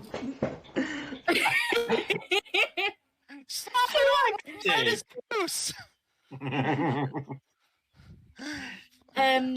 Second question. This is a little weird for me to ask. Do you know how to make coffee? DM. Make me a nature check. Fuck. I think I'm okay with nature. I'm all right with nature. We're okay here. 14 this time. Man, I thought I would have like a -8 with nature. You know the basics, like you know theoretically how to make it, but you've never done it before, and you know for a fact, unless Lucian's hiding a coffee machine under that robe, it's very unlikely that you'd have the technology you're accustomed to.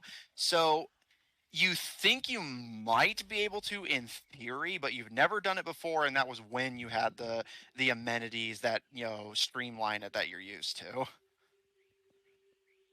So I guess the proper answer would be no.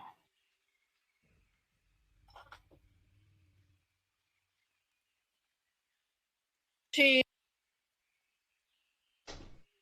takes a deep sigh and, well, I guess it was worth asking.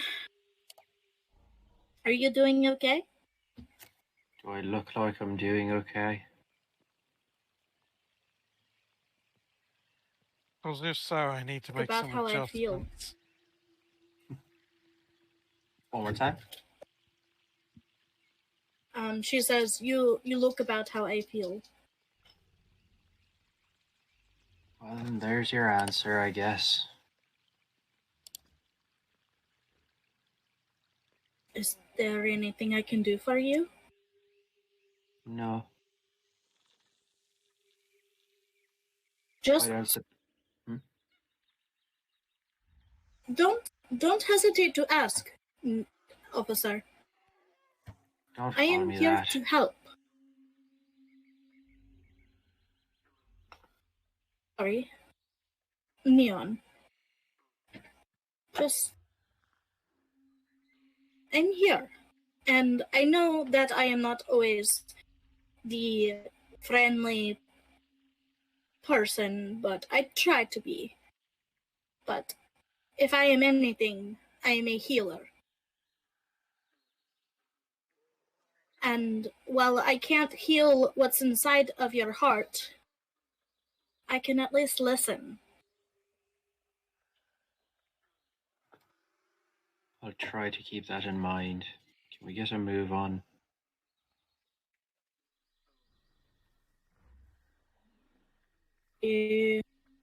Well, sigh and move on. All right. Kara, are you able to answer? Or, okay. I'll try. Okay. Yeah, so that's everything you know with your, again, best judgment of the situation based on your experiences. Okay. Carol will turn to the rest of the group and look at all of them, and just okay. So what we should probably do if we run into any of them is to run. They have babies. They don't want to leave them for too long. So if we're not worth it, they'll stop.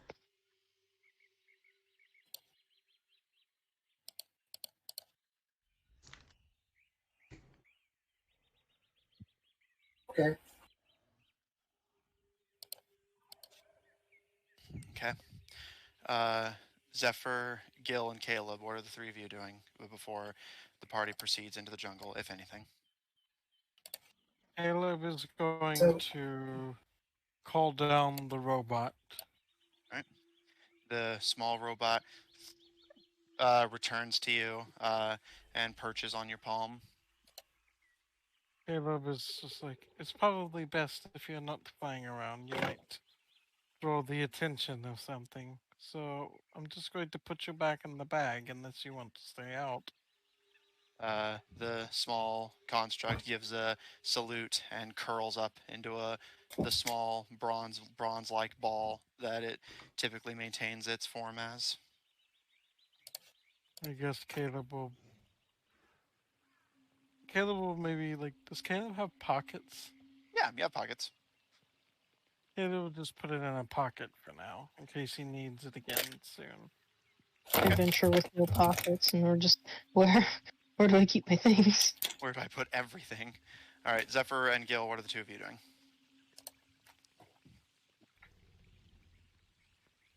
So, during all this, Gil is going to sneakily take out one of his torches. Oh no. Get it for right.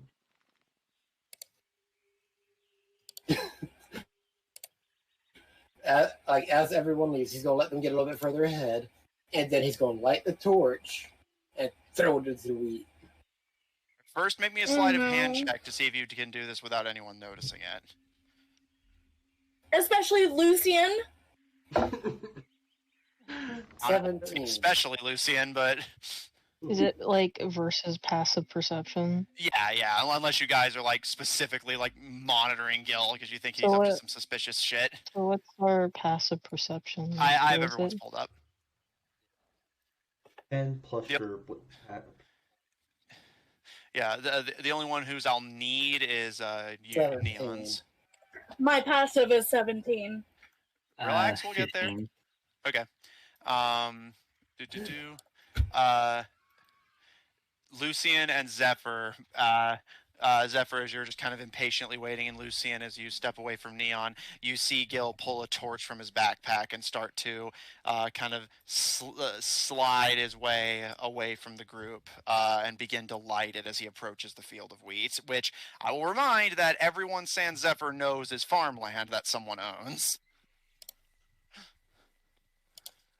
When I see him light that, I hate having to do this, but fuck, I can't do it. I don't have it. It's not prepared. Sorry, can't do anything. Seeing this, I'm just gonna shake my Well, it's gonna head. try to save your ass, but Okay. Lucian, you're the only one left who knows he's doing this. What are you going to do? Lucian is going to get enraged. Are you insane? And I will say her shouting that does draw everyone's attention to her, and you all see Gil with a just freshly lit torch approaching the wheat field. Wait, what are you doing? Are you a fool? Get rid of weeds. First of all, that's farmland that you don't own. You don't get to burn it. Second of all, what purpose does it serve except giving away our location?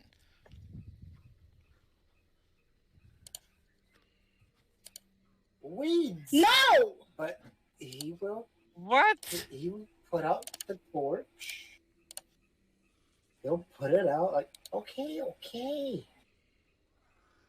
Why know how would to you think listen. you would need to do this? Because things go away from fire. Yeah, but you know what happens when things go away from fires? Their nests or whatever they do are in danger. Do you know what happens when a mother gets mad? Because you're about to find out. You're a mother? Yeah, That's me, you dumbass. Can I just say to those comments, do they actually make those comments in character? I imagine so. Yes. Yes. Caleb is just going to go palm to face. And Aurora with her Of course arms. not me, you dumbass. I'm talking about the mothers out there who are wanting to protect their little ones. And besides the point, yes, animals go away from fire, but people who are looking for us will go towards it. From this area. But all they know I is did? that I escaped, and at worst, they may know you're here, but they won't know which way you're going. This, and she gestures to Gil, would narrow it down pretty noticeably. Unless they think that you get it. teleported across the Clapjaw Desert and intend to go backwards through it. I didn't think about that. Can you think at all? See, Gil, you have problem with I thinking pulled the before you do torch. anything. I stopped. I listened. Yeah, because I stopped you. Had I not stopped you, you would have done it. But it did stop me, and I listened. That is blind! I thought it would Pulls help. you away, Lucian, and steps between the two of you. Enough! Lucian, get ready to keep moving. All this And yelling she- is Yeah. going to draw things towards us. Exactly. Yeah, you're right. You're right. And, I'm sorry. and she looks to you, Gil, and whispers, I know you're trying, but you need to ask before making decisions like that.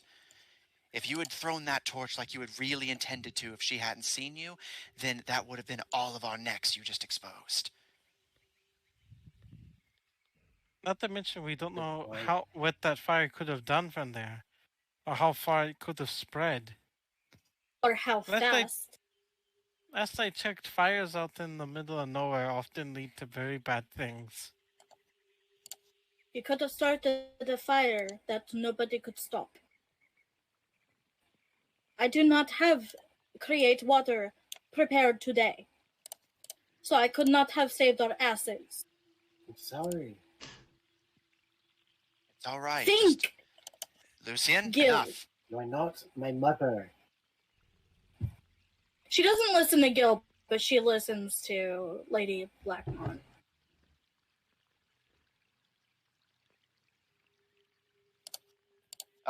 And once the rest of the group has started to walk away and is heading towards the jungle, she turns to you again, Gil, and seeming very serious but not outright angry, gives you a very firm look and says, I know you tried to sneak it because you knew they would.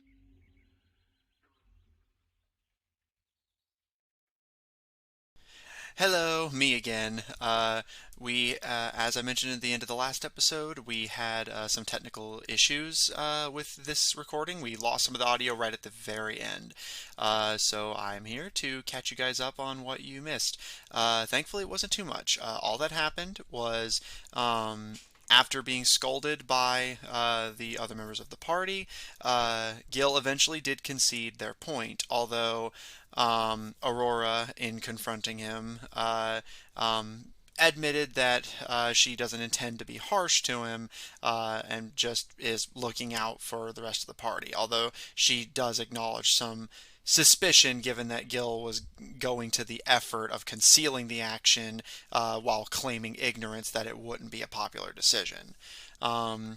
After that, the party began to start their trek into the jungle, make their way into Death Nest Valley. I apologize that there haven't been uploads on the channel or podcast in a while. We took a small break, but are back to streaming consistently. So we should be back to uploading on a regular schedule, and we hope to see you guys around. Thank you so much, and this should be the last episode other than the next D5.5 upload with these sort of audio issues. We've taken steps to make sure they don't happen again, and thank you so much for being understanding.